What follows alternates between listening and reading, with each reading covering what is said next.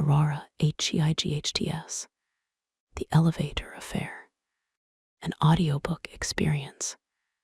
Part 1, Glass and SHADOWS. The city never truly sleeps. From 60 floors above Elysium, that truth becomes luminous, a sprawling constellation of ambition, desperation, and desire stretched beneath a sky that never quite darkens. Aurora Heights rises from the city's heart like a shard of crystallized power, its glass facade reflecting both the world below and the secrets within. Tonight, like every night, the tower watches. Cameras track movement through marble lobbies. Elevators respond to fingerprints and floor permissions. The air circulation system hums with mechanical precision, carrying whispers from penthouse to parking garage, from the rooftop garden to the underground wine cellars, where bottles worth more than most apartments rest in climate-controlled darkness. This is not merely a building. It is an ecosystem of wealth and want, carefully designed by the Van Saren family to cater to those who believe privacy can be purchased and discretion can be guaranteed. They are wrong, of course. In Aurora Heights, nothing remains hidden forever. Secrets simply wait for the right moment to surface, for the perfect collision of opportunity and weakness. The tower has witnessed affairs that toppled marriages, business deals sealed with blackmail, political careers destroyed by photographs taken in supposedly secure hallways. The residents know this. They live here anyway. Perhaps because of it, there is something intoxicating about existing in a space where temptation lives just one floor away, where danger wears designer labels and speaks in cultured tones, where the woman you pass in the fitness center might destroy your reputation with a single phone call, or the man who holds the elevator door might become the most dangerous mistake you ever make. Tonight, someone new enters this world. She believes she is different, that she will remain untouched by the gravitational pull that draws others into compromising positions and irreversible choices. She believes she is in control. The tower knows better. Naomi Keats stood in the lobby of Aurora Heights at 10:47 p.m. on a Tuesday in October, her single suitcase beside her, her journalist's instinct already cataloging details. The lobby gleamed with understated wealth, no gaudy chandeliers or ostentatious displays. Instead, there was pale limestone, brushed steel, and a single massive abstract painting that probably cost more than her annual salary. The lighting was perfect, designed to flatter without being obvious about it. Even the air smelled expensive, carrying notes of white tea and something faintly cedar. Behind the concierge desk stood a man who seemed to have been designed specifically for this space. Mid-40s, impeccably dressed in a charcoal suit, with silver threading through dark hair and eyes that missed nothing. He smiled at her approach, professional, warm, and completely unreadable. "Miss Keats, welcome to Aurora Heights." His voice matched everything else about him. Smooth, cultured, perfectly modulated. "Thank you," Naomi replied, returning his smile with one she'd practiced in the mirror. Friendly, but not overeager. New resident, not investigative journalist working undercover on the story that could make her career. "I'm Elias Gray, the senior concierge. I'll be your primary point of contact for any needs during your residency." He moved with unhurried grace, producing a slim folder. "Your apartment is 4207 East Tower. You'll find your access credentials here, along with information about building amenities and services." Naomi accepted the folder, noting the quality of the paper, the embossed Aurora Heights logo. Even the documentation here was designed to remind residents they occupied rarefied air. "The 42nd floor," Elias continued, "has access to the East Fitness Center, the meditation garden, and the library. Your elevator bank serves floors 30 through 51. The higher floors," his smile shifted almost imperceptibly, "require different credentials." "Of course," Naomi said, though she filed away the information. "The higher floors, where people like Dorian Hale lived, where the real power resided. Your elevator is the second bank on the right. I've had your suitcase tagged for delivery. It will be in your apartment within 10 minutes. Elias gestured toward the elevator bay with a grace that suggested decades of practice.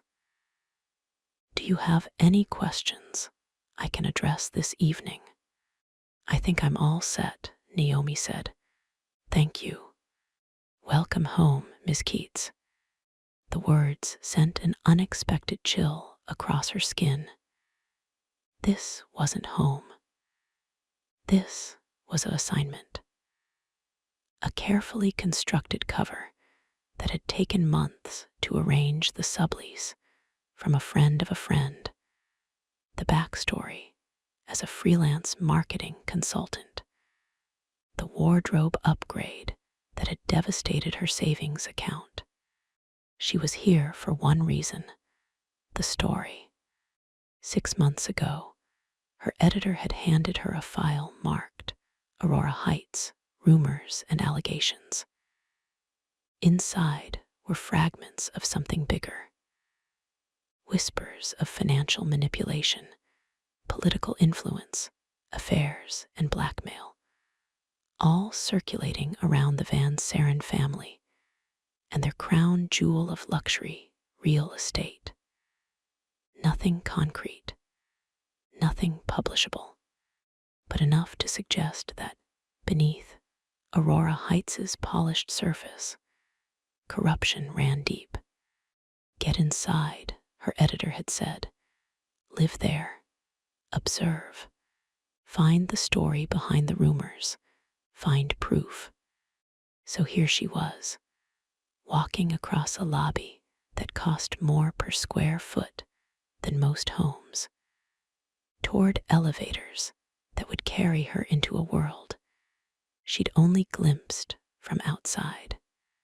The elevator bay was as elegant as everything else: brushed steel doors, soft lighting, a small waiting area with a velvet bench that looked like art and probably was.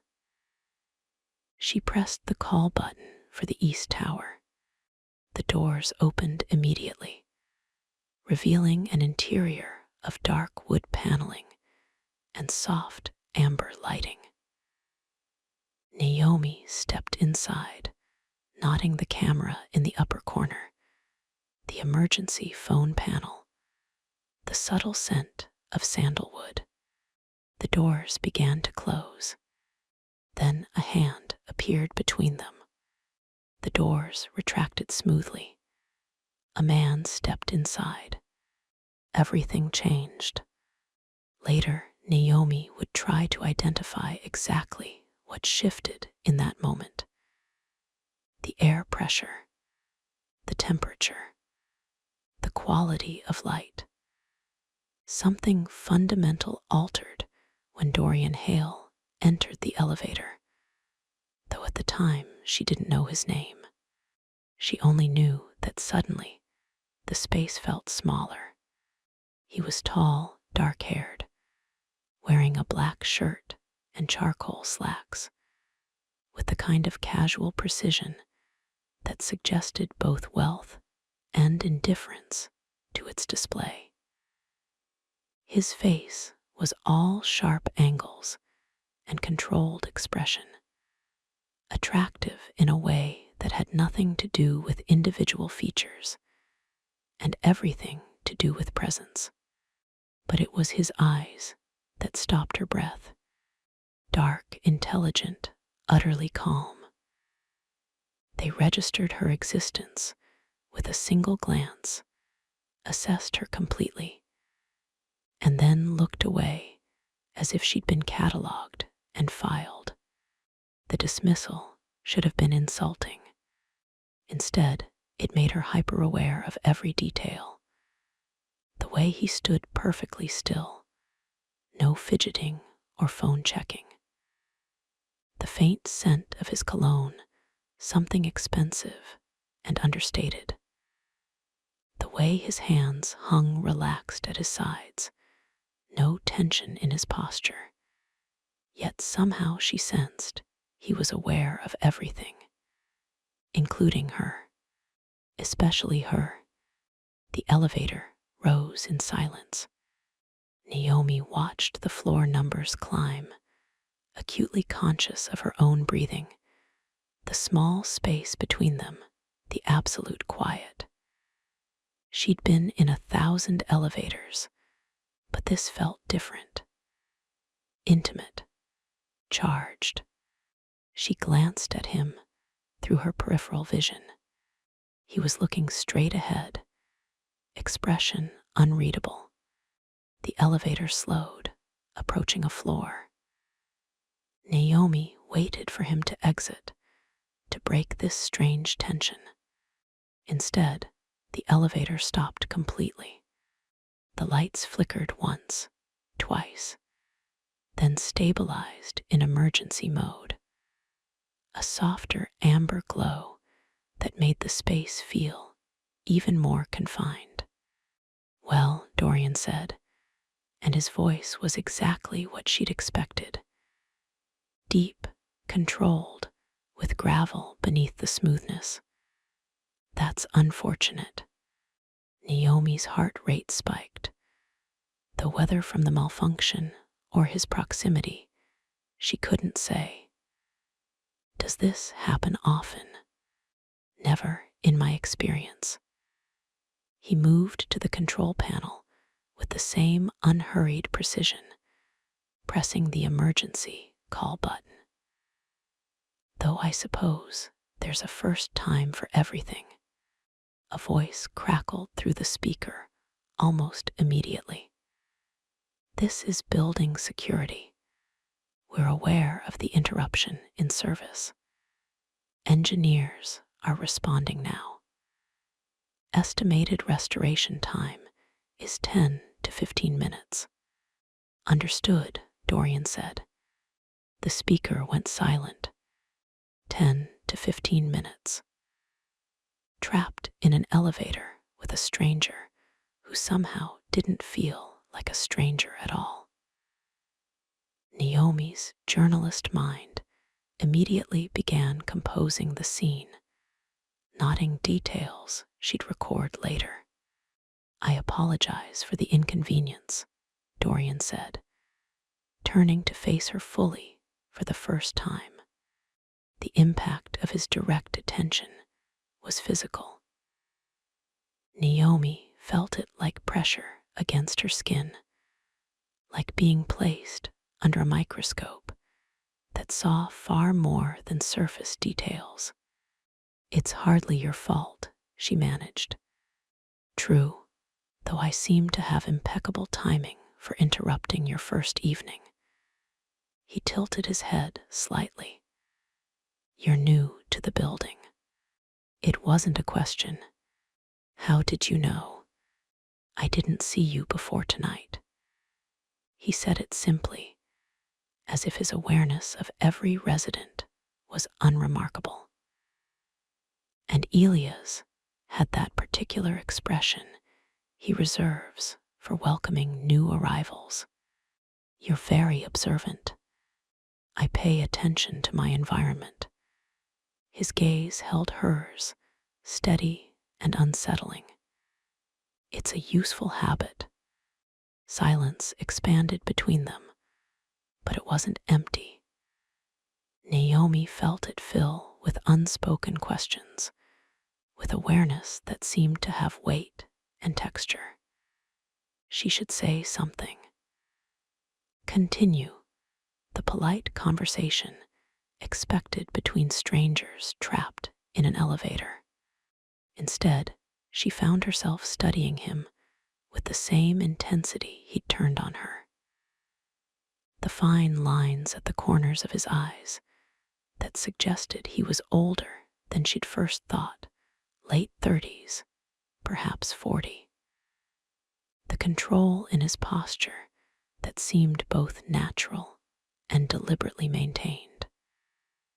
The way he occupied space without apology or excess. Power, she thought.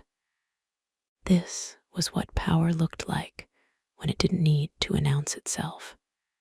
Naomi Keats, she said finally, extending her hand. He looked at her offered hand for a fraction of a second longer than normal.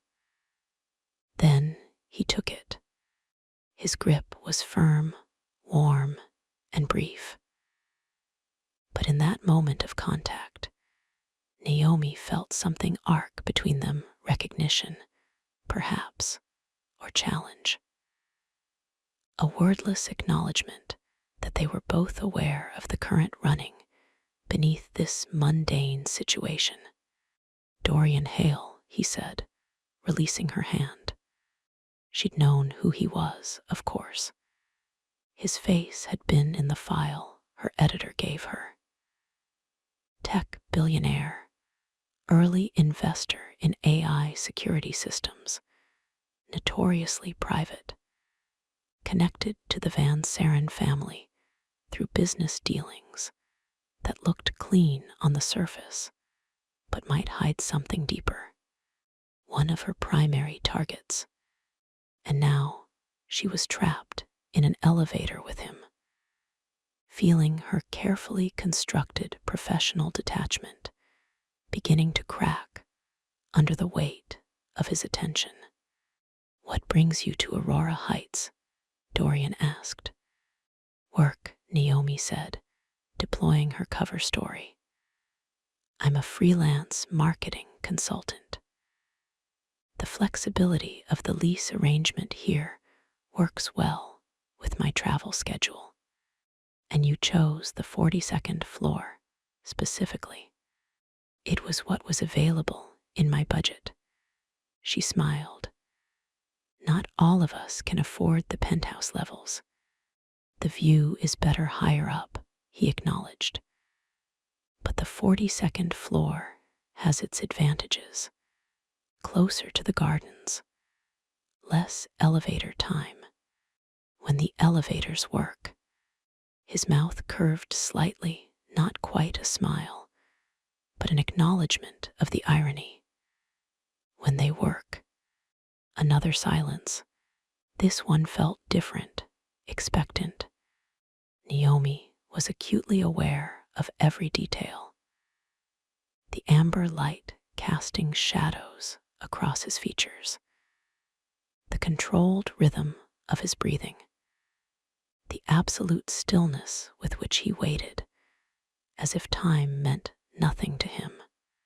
You live higher up, she said. It wasn't a question. 57th floor. The power floors. Where Aurora Heights kept its most valuable residents, its most influential players.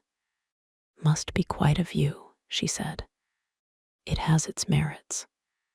His gaze hadn't left her face, though I've found that perspective matters more than altitude.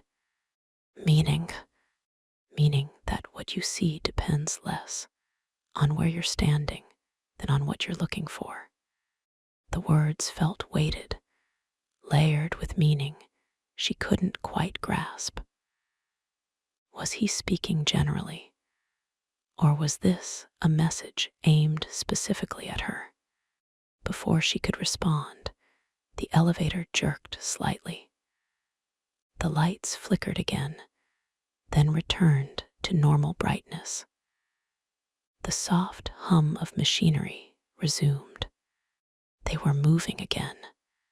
Naomi felt an unexpected disappointment, quickly suppressed. This was good. Professional distance restored. The strange intimacy of their confinement dissolved. The elevator slowed, stopping at the 42nd floor. The doors opened onto a hallway of the same elegant neutrality as the rest of the building.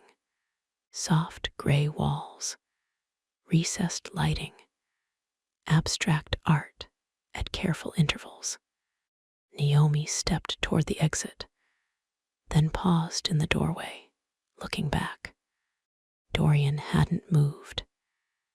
He stood exactly as he had throughout their trapped interlude, watching her with that unreadable expression. "Welcome to Aurora Heights, Miss Keats," he said quietly. The doors closed between them. Naomi stood in the hallway, heart beating faster than it should, hands slightly unsteady. She'd been in the building less than an hour, and already she was compromised. Apartment 4207 was exactly what she'd expected from the promotional materials. Open concept living space with floor-to-ceiling windows, offering an eastern view of Elysium's glittering sprawl. Kitchen with appliances she'd probably never use. Bedroom separated by frosted glass panels that could turn opaque at the touch of a button. Bathroom clad in pale marble and brushed gold fixtures. Her suitcase sat just inside the door, delivered as promised. Naomi walked to the windows, looking out at the city.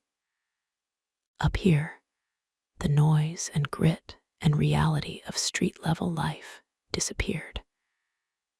Everything became beautiful at a distance. The traffic transformed into rivers of light. The poverty and struggle erased by altitude and glass.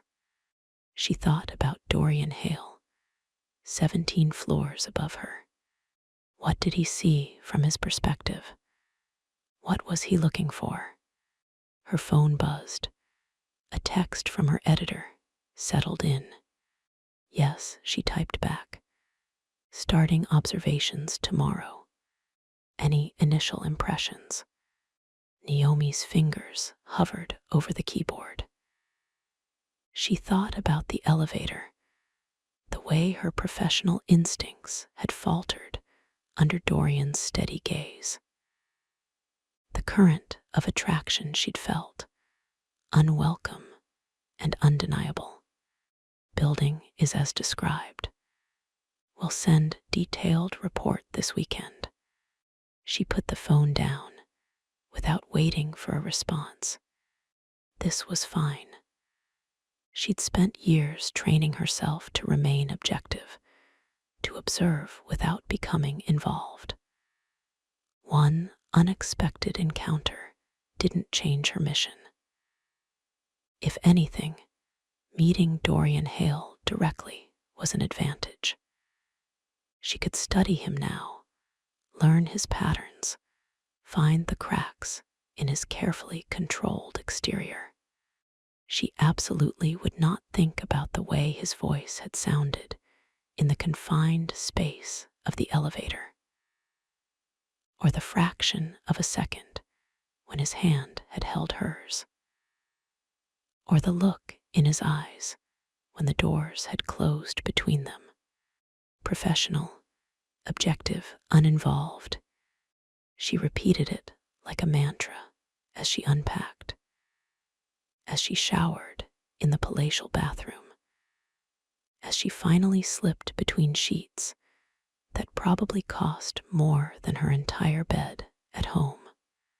But when she closed her eyes, she saw amber light and shadows falling across sharp features, heard a deep voice saying, "What you see depends less on where you're standing than on what you're looking for," and wondered what, exactly, she was looking for now. Part 2. PATTRNS and permissions. The following days established a rhythm. Naomi woke early, made coffee in the apartment's gleaming kitchen, and spent mornings working on actual freelance projects. She needed to maintain her cover, and the work paid for the portion of rent her publication wasn't subsidizing. Afternoons, she explored Aurora Heights. The building revealed itself gradually, like a beautiful person allowing carefully controlled glimpses beneath their surface. There was the rooftop garden on the 51st floor, where residents from the appropriate tiers could access meditation spaces and views that made the city look like a toy model. The library on 39, stocked with first editions and leather chairs that cost more than cars. The fitness center on her floor, equipped with equipment she didn't know how to use, and populated by bodies that clearly did. She observed. She listened. She took mental notes she'd transcribe later in her apartment, never writing anything down in public spaces where cameras watched and other residents might notice. The Aurora Heights ecosystem began to take shape. There was Mara Solis on the 44th floor, the fashion designer with scarlet lipstick and a laugh that carried. She held court in the garden, surrounded by admirers, telling stories about Fashion Week scandals with theatrical flair. Jackson Rains, the former athlete, used the gym at precisely 6 a.m. every morning. Naomi watched him once through the glass partition, noting the dedication in his movements, the discipline that hadn't faded with his retirement from professional sports. Serena Cho moved through the building like a ghost, elegant, silent, noticed, but never intruding. She nodded politely when they passed in hallways, but never stopped to chat. And then there was Victor Van Saren. She encountered him in the lobby on her 4th evening, returning from a coffee shop where she'd met with an actual client. He stood near the concierge desk, talking to Elias, radiating the kind of casual authority that came from never having to question your right to space. Tall, blonde, expensively casual in a way that took effort to achieve. He looked like someone who'd been handsome since birth and had built an entire personality around that foundation. His eyes tracked her across the lobby, a predatory assessment that made her skin prickle uncomfortably. "I don't think we've met," he said, abandoning his conversation with Elias to intercept her path to the elevators. Naomi Keats. I just moved into 4207. Victor Van Saren. He extended his hand, holding hers a fraction too long when she shook it. Welcome to the family property. Family property. A casual reminder of ownership, of hierarchy. Thank you. It's a beautiful building. My great-grandfather designed it. Well, commissioned the design. We've maintained his vision across 3 generations. Victor's smile showed perfect teeth. You should let me show you some of the features that aren't in the standard welcome packet. The building has secrets. I'm sure it does, Naomi said carefully. I'm hosting drinks tomorrow evening. Penthouse level, 8 o'clock. You should come. Meet some of your neighbors. It wasn't really an invitation. It was an expectation. I appreciate the offer. Excellent. I'll have Elias add you to the access list. Victor's hand touched her lower back briefly, a gesture that seemed designed to establish familiarity, ownership. Dress nicely. We maintain standards. He walked away before she could decline, leaving her standing in the lobby with Elias, who'd observed the entire interaction with his characteristic, neutral expression. Mr. Van Saren is very welcoming to new residents, Elias said quietly. The words were polite. The tone suggested layers Naomi couldn't quite parse. Is attendance at his events mandatory? She asked, half joking. Nothing at Aurora Heights is mandatory, Miss Keats. Elias' slight smile conveyed something that might have been sympathy. Though some invitations carry more weight than others. Meaning I should go. Meaning that Victor Van Saren notices who accepts his hospitality and who doesn't. And he has an excellent memory. Great. 4 days in the building. And she'd already attracted attention from the family, whose potential corruption she was investigating. Though perhaps that was an advantage. She needed access to the Van Sarens. Victor had just offered it. She'd just have to be very, very careful. That night, Naomi took the elevator to her floor at 11:47 p.m., returning from a walk around the neighborhood where she could think without feeling observed. The elevator doors opened. Dorian Hale stood inside. Their eyes met. Naomi felt the same jolt of recognition, the same shift in atmospheric pressure. Ms. Keats, he said.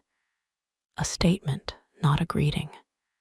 She stepped inside, hyper-aware of the space between them. The cameras recording this encounter. The careful neutrality she needed to maintain. Mr. Hale. The doors closed. They rose in silence. Naomi told herself to look away, to check her phone, to do anything except stand here, feeling his presence like heat against her skin. But she couldn't.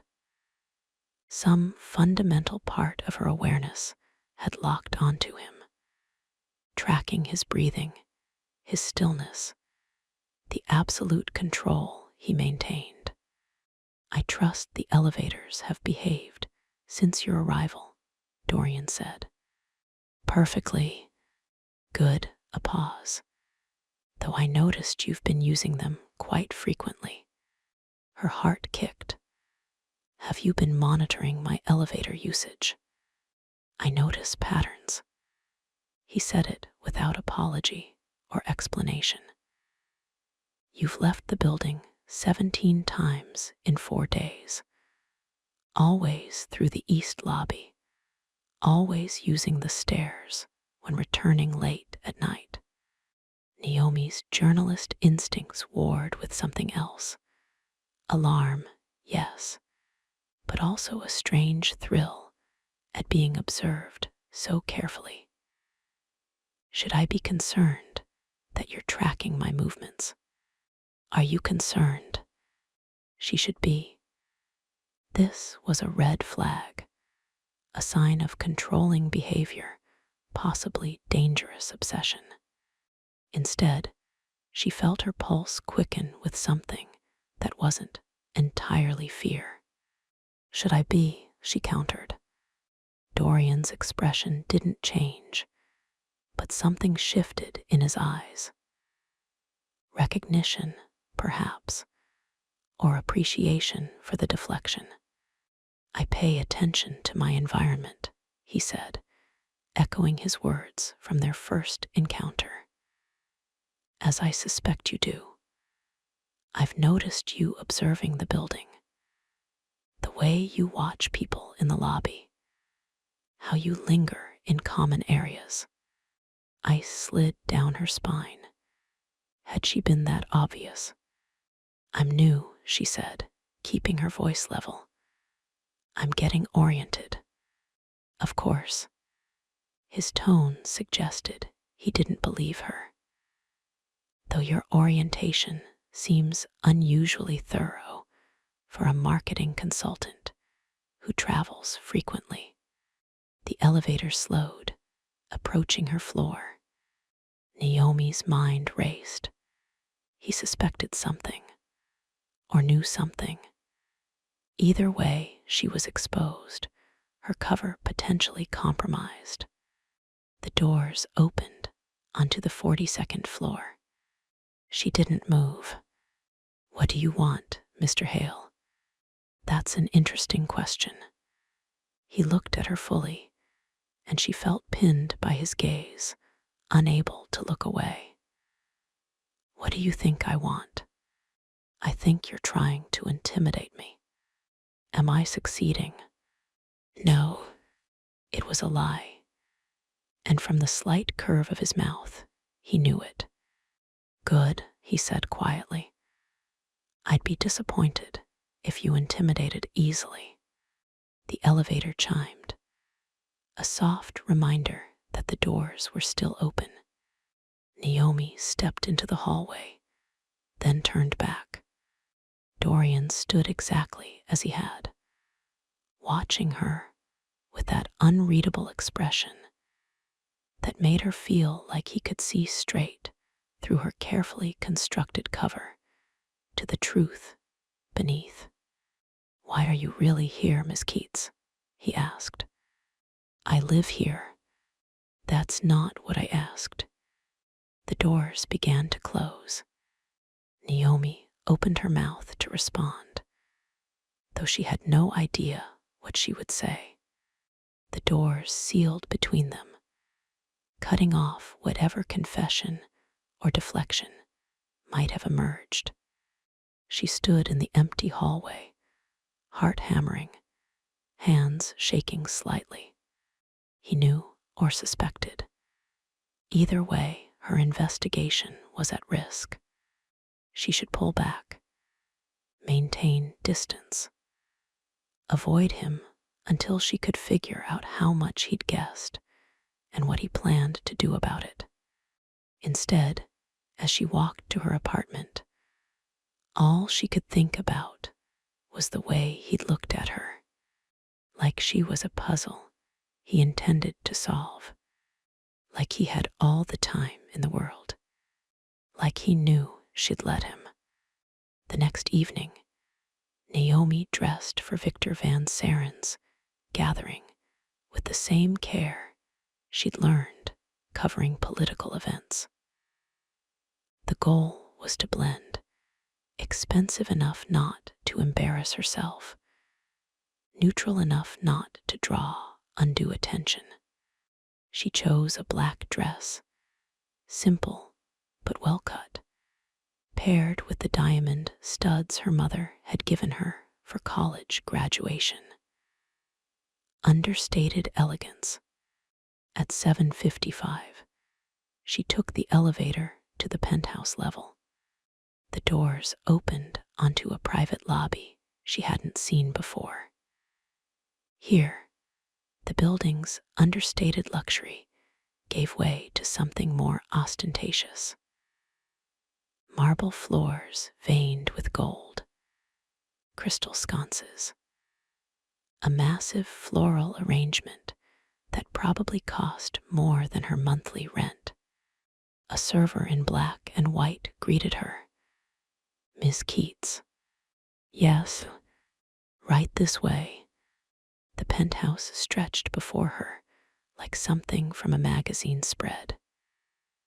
Floor to ceiling, windows offered a 360-degree view of Elysium City. The furnishings were aggressively modern, all white leather, and chrome and sharp angles. Art hung on the walls that Naomi vaguely recognized from auction catalogs. About 30 people circulated through the space, all dressed with the casual precision that signaled real wealth. Conversation hummed at the perfect volume, engaged but not loud, sophisticated but not performative. Victor materialized beside her almost immediately, 2 champagne flutes in hand. "You came." He offered her a glass. "I'm glad." "Thank you for the invitation. Let me introduce you around. There are some people you should know." He guided her through the crowd with a hand at her lower back again, a possessive gesture that made her uncomfortable, but which she tolerated. This was access. This was the story.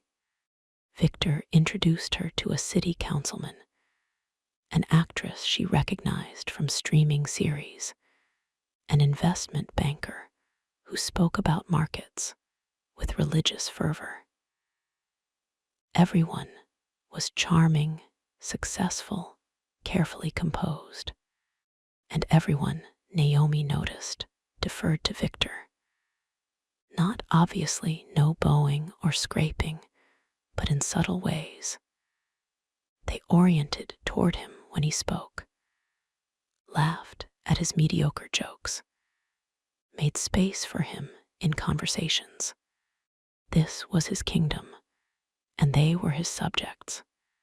Quite a collection of neighbors, Naomi observed when they had a moment alone. "I'm selective about who resides at Aurora Heights," Victor said. "Tenancy isn't just about financial qualification. It's about fit, understanding the culture we've created, which is excellence, discretion, mutual benefit." His hand moved from her lower back to her waist, pulling her slightly closer. "We take care of our own here."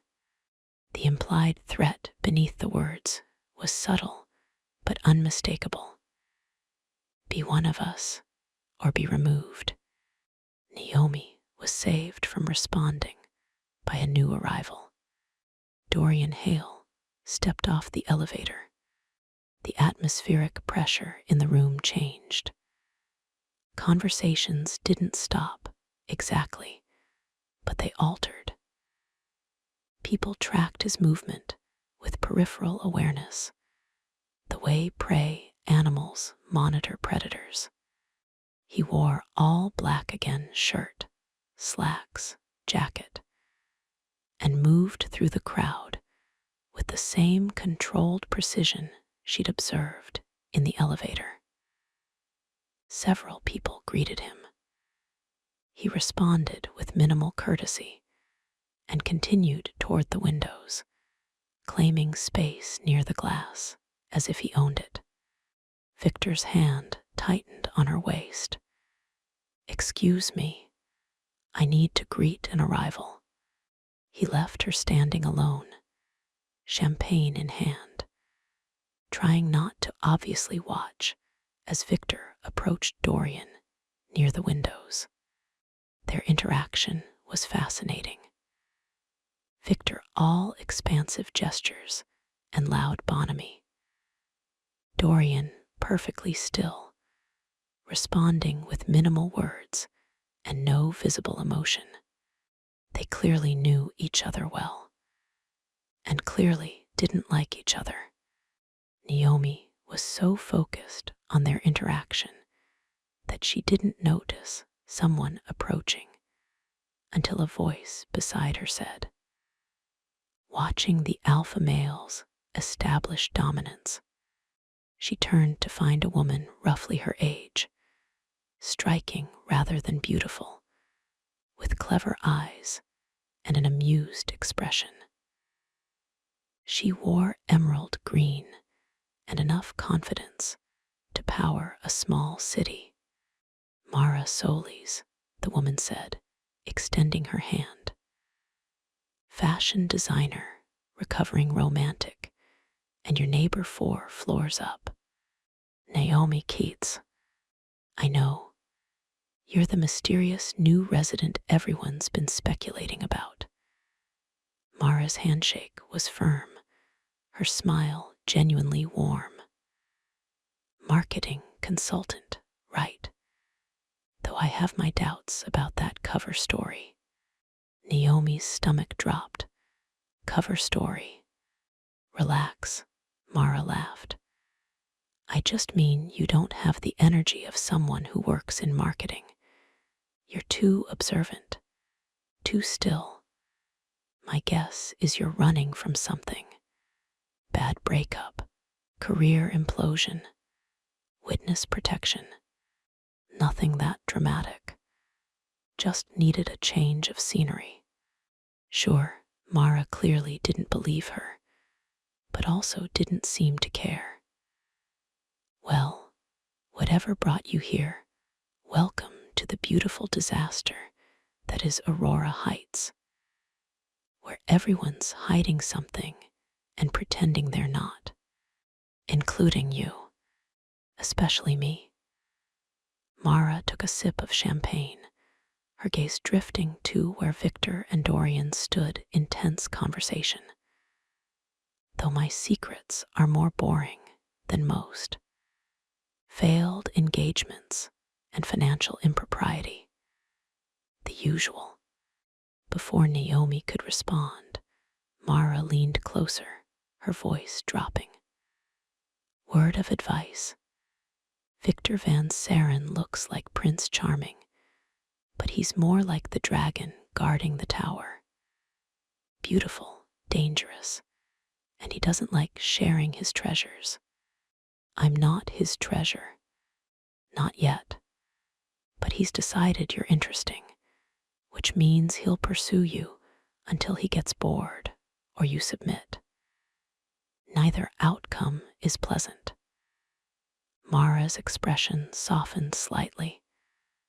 "I'm not trying to scare you, just giving you information. What you do with it is your business." Across the room, the conversation between Victor and Dorian ended. Victor walked away first, his expression controlled, but his body language radiating anger. Dorian remained by the windows alone. "And that one," Mara said, following Naomi's gaze, "is even more dangerous, because he doesn't chase, he just waits. And somehow, you end up coming to him anyway. You sound like you're speaking from experience." "I'm speaking from observation. I've lived here 3 years. I've seen a lot of people convinced they're immune to the gravitational pull of Dorian Hale's attention. I haven't seen anyone actually manage it." Mara studied Naomi with sudden intensity. "You've met him." It wasn't a question. Briefly, Naomi said. And nothing. We've been in an elevator together a couple times. Mara's smile turned knowing. Oh, honey, in this building, there's no such thing as just being in an elevator together. Those encounters are foreplay. Heat rose in Naomi's cheeks, unwelcome and revealing. I'm working, she said firmly. I'm not here for romance or drama. I'm here to live quietly and do my job. Good luck with that. Mara raised her glass in a mock toast. No one lives quietly at Aurora Heights. The building won't let you. An hour later, Naomi stood near the windows, alone for the moment, looking out at the glittering city. The party continued behind her, laughter and conversation, and the soft jazz Victor had playing through invisible speakers. She should leave. She'd made an appearance, met some neighbors, gathered some initial observations. Staying longer only increased her risk of saying something that would expose her real purpose here. But she didn't move. Beautiful view. Dorian's voice close behind her. She hadn't heard him approach. Naomi turned to find him standing a careful distance away, holding what looked like whiskey instead of champagne. It's stunning, she agreed, though I prefer the eastern exposure. The sunrise over the harbor beats the western sunset. Is that why you chose the 57th floor? Part of the reason. He moved slightly closer, still maintaining propriety, but entering her personal space in a way that felt deliberate. The other part is privacy. Fewer neighbors, less traffic in the hallways. The isolation doesn't bother you. I prefer it. His gaze moved from the view to her face. Though I've found myself making more trips to lower floors recently. Her heart kicked. Have you? Unexpected disruptions to my routine. They stood in silence for a moment, the party continuing around them, the city glowing below. Victor seems quite taken with you, Dorian observed. Victor is my landlord. He's being welcoming. Victor is many things. Welcoming isn't one of them. Dorian's tone was perfectly neutral, but Naomi sensed warning beneath the words. He's strategic. When he pays attention to someone, it's because he wants something. And what do you think he wants from me? I haven't determined that yet. Dorian's eyes held hers, though I'm curious to find out. Why? Because whatever game you're playing, I'd prefer to know the rules before I decide whether to join or interfere. There it was again, the clear implication that he knew she wasn't what she claimed to be. Naomi took a sip of champagne, buying time to compose her response. I'm not playing any game, Mr. Hale. Dorian, he corrected. We're past formality, I think. Are we? We've been trapped in an elevator together. Exchanged late-night observations. And now we're having a conversation at a party where neither of us wants to be. His mouth curved slightly. That establishes a certain intimacy, don't you think? Or it establishes that we're neighbors who occasionally cross paths. If that's what you'd prefer to believe. The words felt like a challenge. Before Naomi could respond, Victor appeared beside them, all smooth intervention and proprietary energy. "Hail," he said, his tone pleasant but cold. "I see you've met our newest resident." "We've encountered each other, yes," Dorian replied. "Naomi's a marketing consultant. Freelance, very successful."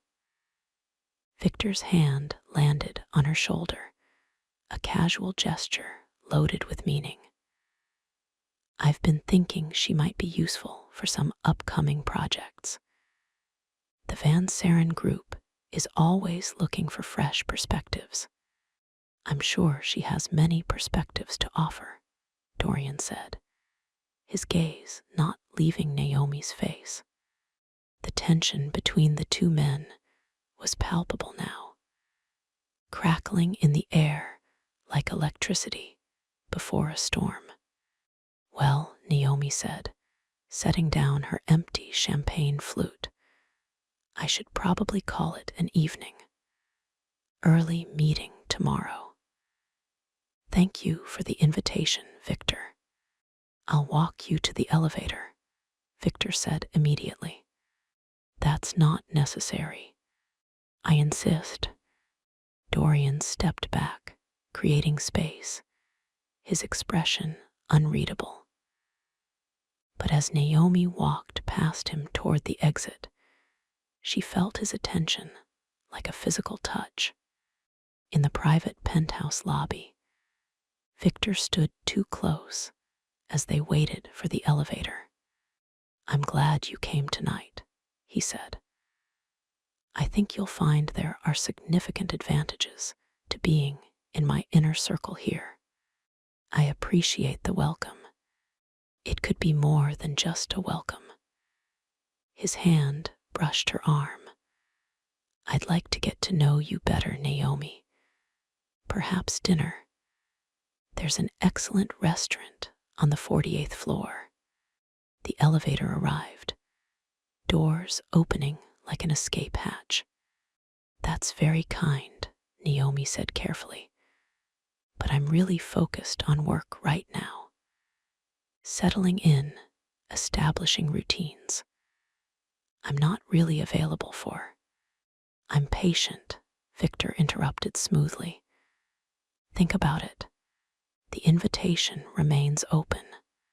Naomi stepped into the elevator, relief flooding through her as the doors began to close. Victor's smile didn't waver. "Welcome to Aurora Heights, Naomi. I think you're going to fit in perfectly here." The doors sealed, cutting off his gaze. Naomi slumped against the elevator wall, exhausted from maintaining her cover, from navigating the social dynamics, from the constant awareness of being watched and assessed. The elevator descended. Her phone buzzed. A text from an unknown number. "Be careful with Victor. His hospitality always comes with hidden costs. DH." Naomi stared at the message. Dorian Hale had her phone number, which meant he'd researched her, dug into her background enough to obtain contact information she hadn't provided. She should be alarmed, angry. This was a violation of privacy, a boundary crossed. Instead, standing alone in the descending elevator, all she felt was a complicated heat that had nothing to do with fear, and everything to do with the dangerous attraction she'd been trying to deny. The building watched through its cameras. The tower kept its secrets. And Naomi Keats, journalist and imposter, realized she was already far more compromised than she'd admitted. The story was supposed to be about Aurora Heights and its corrupt owners. She hadn't expected to become part of the narrative herself. Part 3, Collision Course. The weekend arrived with autumn rain that turned Aurora Heights' glass facade into a streaming waterfall. Naomi spent Saturday in her apartment, transcribing observations and composing a preliminary report for her editor. Subject: Initial assessment, Aurora Heights. The building operates as suspected, a carefully managed ecosystem where information is currency and privacy is an illusion. The Van Saren family's influence is pervasive but subtle. Victor Van Saren presents as the public face, charming and strategic, but I suspect the real power structure is more complex. Key figures of interest: Victor Van Saren, heir apparent, socially connected, potentially using tenant relationships for leverage. Dorian Hale, tech billionaire, connected to the family through business dealings. Highly observant, potentially aware of my real purpose. Elias Gray, concierge, knows everything, reveals nothing. Possible ally or threat, unclear. Next steps: establish deeper access to social circles, identify document sources, determine connections between residents and Van Saren business interests. Complications: may have attracted unwanted attention from both Victor Van Saren and Dorian Hale. Will need to manage both carefully to avoid exposure while maintaining access. She read it over, deleted the last paragraph, then rewrote it, then deleted it again. The truth she couldn't quite write in an official report. She was attracted to Dorian Hale in a way that threatened her objectivity. The elevator encounters, the loaded conversations, the warning text, all of it combined into a pull she felt physically. A gravitational force Mara had warned about. She needed to maintain distance, focus on the investigation, remember why she was here. Her phone buzzed with a new message. Rooftop garden, 4 p.m., come alone, DH. Naomi stared at the text. This was dangerous. Meeting him privately, responding to his summons. Every professional instinct screamed that she should ignore it. She was in the elevator, heading to the rooftop garden at 3:55 p.m. The 51st floor garden was transformed by rain. The glass enclosure kept the interior dry while creating the illusion of being suspended in the storm. Water streamed down the transparent walls, turning the city below into an impressionist painting of light and motion. Dorian stood near the far windows, hands in his pockets, watching the rain. He turned when she entered, as if he'd sensed her arrival. They were completely alone. You came, he said. You knew I would. I hoped. He moved toward her with that controlled precision that made her breath catch.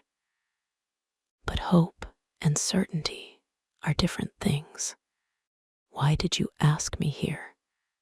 Because we need to have a conversation. A real one. Without cameras or crowds or the performance we both maintain in public spaces. Naomi's pulse quickened. What makes you think I'm performing? Dorian stopped a few feet away, studying her with that intensity that felt like being stripped to her foundation.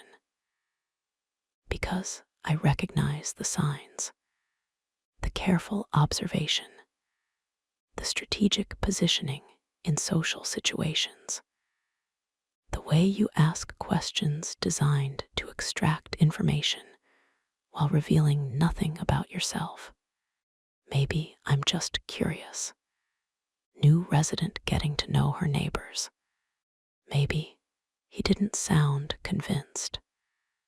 Or maybe you're investigating something, gathering information for a purpose you haven't disclosed.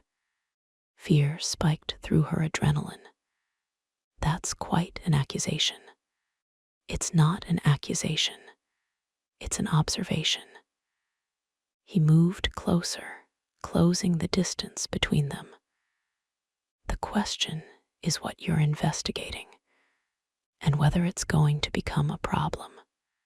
Naomi forced herself to hold his gaze, to not step back, to maintain the cover she'd constructed. I don't know what you think I'm doing. Stop. The single word cut through her deflection. Whatever game we've been playing, let's end it now. You're not a marketing consultant. Your apartment was leased through a shell company I traced to a media corporation. You've been systematically observing residents and taking detailed mental notes. You're a journalist. The words hit like cold water. Exposed completely. Naomi's mind raced through options. Deny, run, try to salvage the cover. Who else knows? She asked instead. No one. Yet, Dorian's expression remained neutral, but something shifted in his eyes. Whether it stays that way depends on this conversation. Are you threatening me? I'm offering you a choice. He was close enough now that she could feel his body heat, smell the subtle scent of his cologne. You can continue pretending. I can inform Victor Van Saren that he has a journalist embedded in his building. Your investigation ends immediately, and you're removed from Aurora Heights within 24 hours. Or you tell me the truth, what you're investigating, what you're hopping to find, and we determine whether our interests align. Rain hammered against the glass, the only sound in the tense silence. Why would our interests align? Naomi asked carefully. Because the Van Saren family is corrupt. Their real estate empire is built on fraud, manipulation, and crimes that should have ended their dynasty years ago. Dorian's voice was calm, factual, devastating, and I want to see them destroyed. Naomi's journalistic instinct surged. This was it, the break she'd been hopping for. A source inside the family circle. Confirmation of the corruption she'd suspected. But nothing about this felt like a professional opportunity. Standing here with Dorian Hale, surrounded by rain and glass, and the weight of mutual awareness, everything felt dangerously personal. Why, she asked, why do you want to destroy them? That's not part of this negotiation. Then we don't have a negotiation. They stared at each other, locked in a battle of wills. Naomi refused to back down, refused to accept his terms without understanding his motivations. Finally, Dorian's mouth curved slightly. Not quite a smile, something else. Respect, maybe. They destroyed someone I cared about, he said quietly. 5 years ago, a business partner who threatened their interests. They manufactured evidence of fraud, destroyed his reputation, drove him to suicide. His voice remained controlled, but Naomi heard the rage beneath. I've spent 5 years building the resources and position to expose them, to make them pay, and you want to use my investigation to do it. I want to help your investigation succeed, give you access, documents, testimony, everything you need to publish a story that will tear down their empire. It was exactly what she needed. The story of her career, handed to her by someone with inside knowledge and resources. It was also a trap, a manipulation, a way for Dorian Hale to use her as a weapon in his personal vendetta. What do you get out of this? Naomi asked. Justice, revenge, he paused, and the satisfaction of watching them fall. That's not enough. You could have gone to journalists before. Why now? Why me? Dorian's gaze intensified, and she felt pinned by it, unable to look away. Because you're already here, already invested, already at risk. He moved closer, close enough that she had to tilt her head to maintain eye contact. And because I want to know what you see when you look at me. The shift from professional negotiation to something intimate was disorienting. Naomi's heart hammered against her ribs. What I see when I look at you. In the elevator, at Victor's party, right now. His voice dropped, rough and quiet. I see awareness, attraction, fear, curiosity, all of it battling for dominance. You're imagining things. Am I? His hand rose slowly, giving her time to step back, to reject the gesture. She didn't. His fingers brushed her jaw, the lightest touch. Your pulse is racing. You haven't stepped away, though you could. You're looking at my mouth. She was. God help her, she was. This is, she started. Complicated, Dorian finished. Dangerous. Potentially devastating for both of us. Then we shouldn't. No, we absolutely shouldn't. His thumb traced her jawline, and she felt it like electricity. But I don't think that's going to stop either of us. The rain pounded against glass. The city disappeared in water and mist. Naomi knew she should move, should establish professional boundaries, should remember that this man was a source, potentially using her, definitely manipulating the situation. Instead, she leaned into his touch. I'm here investigating the Van Saren family, she said, her voice not quite steady. I'm looking for evidence of corruption, fraud, anything that could expose how they've built their empire. I know I can't be compromised, can't let personal feelings interfere with my work. I know that too. Then what is this? Dorian's eyes held hers, and she saw something raw in them, something that matched the chaos inside her own chest. I don't know, he admitted, but I've spent 5 years building control, maintaining distance, preparing for this endgame. His hand cupped her face fully now. And then you walked into an elevator, and everything I'd planned started to fracture. We barely know each other. Do you believe that? She didn't. That was the terrifying truth. She felt like she'd known him for years, like every elevator encounter had been excavating layers, like they'd been circling each other across time. "This is a mistake," she whispered. "Probably we should maintain professional distance." "Absolutely." Neither of them moved apart. The kiss, when it came, felt inevitable, like gravity finally winning, like a collision they'd both been falling toward since the first elevator malfunction. His mouth was hot, demanding, controlled even in passion.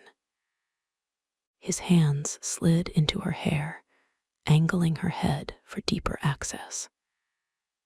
Naomi's professional detachment shattered completely. She pressed against him, her hands gripping his shoulders, returning the kiss with a hunger that shocked her. This was wrong, dangerous, a compromise of every ethical standard she'd built her career on. She didn't care. The kiss deepened. Dorian's control frayed slightly. She felt it in the way his breathing roughened, in the pressure of his hands, in the barely audible sound he made when she bit his lower lip gently. Rain surrounded them. The city vanished. Nothing existed except this moment, this connection, this admission that whatever was happening between them had passed the point of denial. Dorian pulled back first, though he didn't release her.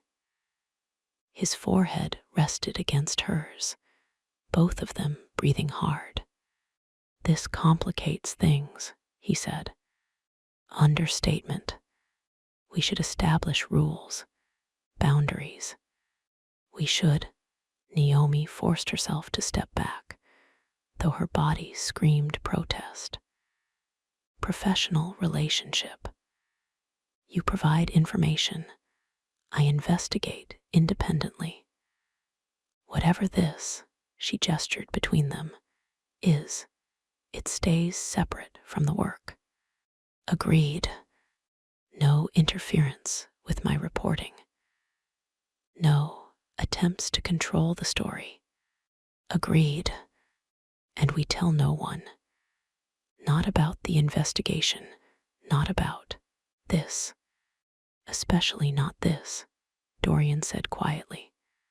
They stood apart now. The rain-blurred city spread below them. The weight of what they'd started settling over them both. "I should go," Naomi said. "Yes." Neither of them moved. "There's a file," Dorian said finally. "Financial records. Communications between Victor Van Saren and a city planning official. It documents a bribery scheme related to zoning approvals for Aurora Heights expansion." Naomi's journalist instincts surged past her emotional turmoil. "How do I access it?" "I'll have it delivered to your apartment. Tonight. Study it. Verify the information independently. Use it however you see fit. Why are you trusting me with this?" Dorian's smile was sharp, predatory. "Because you're the only person in this building as motivated as I am to see the truth exposed. And because," his expression softened almost imperceptibly, "I think you might be the only person who could understand why this matters to me." Naomi wanted to ask more, wanted to understand the man behind the controlled exterior, wanted to explore this connection that felt like standing at the edge of a cliff. Instead, she walked to the elevator. At the door, she paused, looking back. Dorian stood exactly where she'd left him, surrounded by rain and glass and shadows. "This can't happen again," she said. "The kiss, the personal involvement, it's too dangerous." "I know. I mean it. So do I." Their eyes held across the space, and Naomi knew with absolute certainty that they were both lying. This would happen again, and when it did, it would destroy them both, or save them. The elevator doors closed, carrying her away from the rooftop garden, from Dorian Hale, from the moment of surrender that had irrevocably changed everything.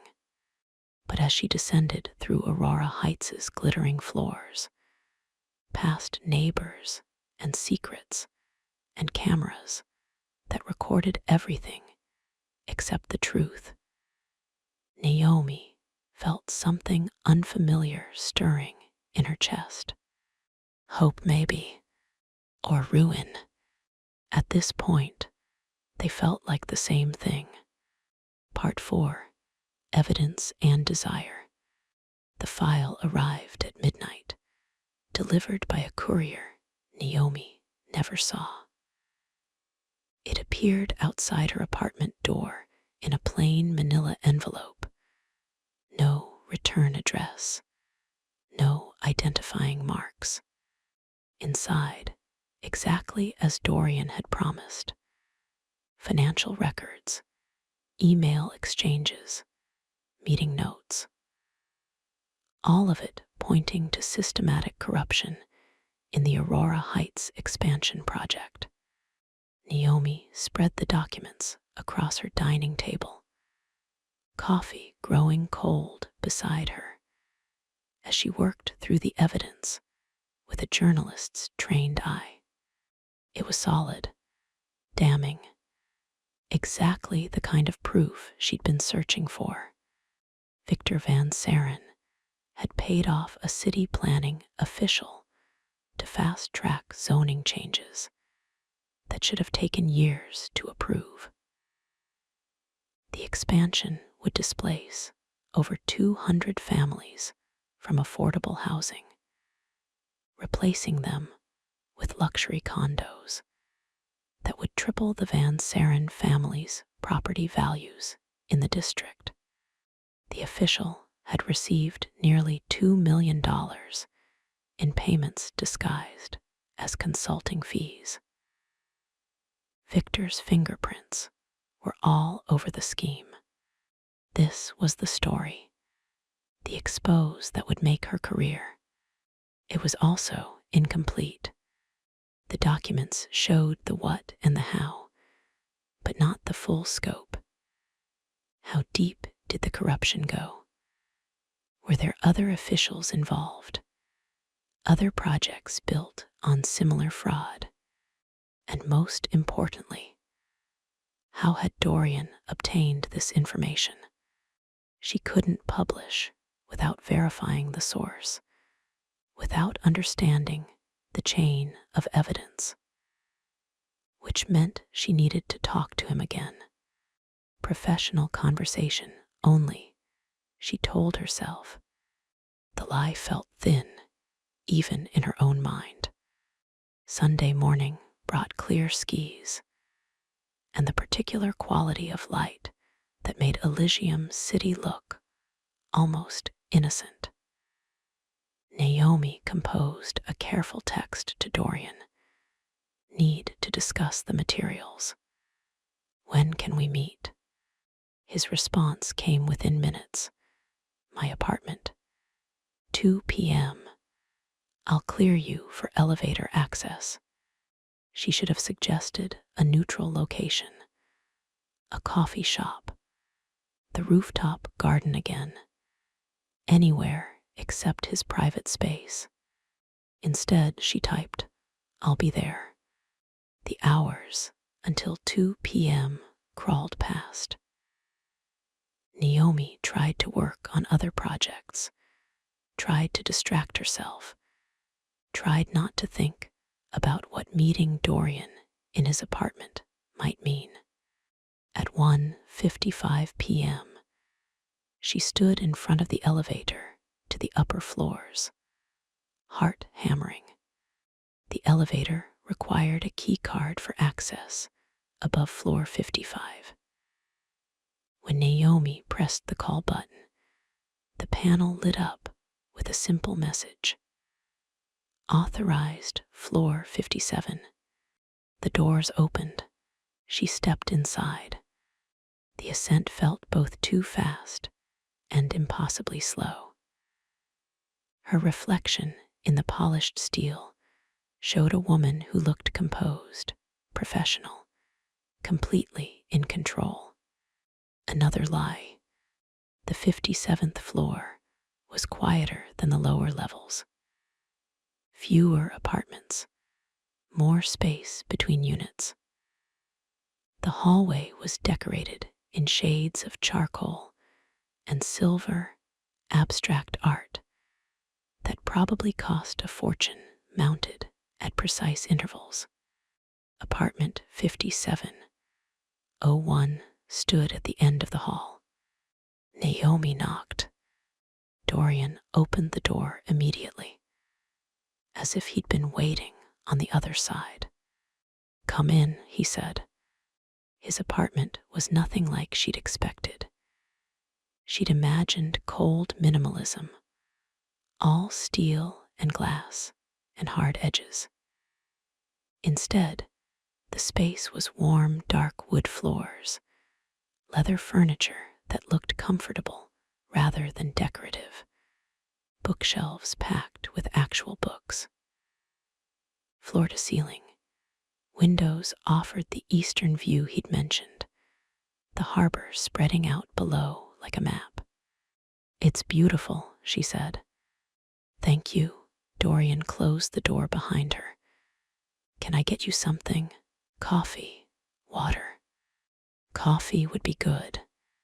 She followed him to an open kitchen that managed to combine high-end appliances with actual functionality.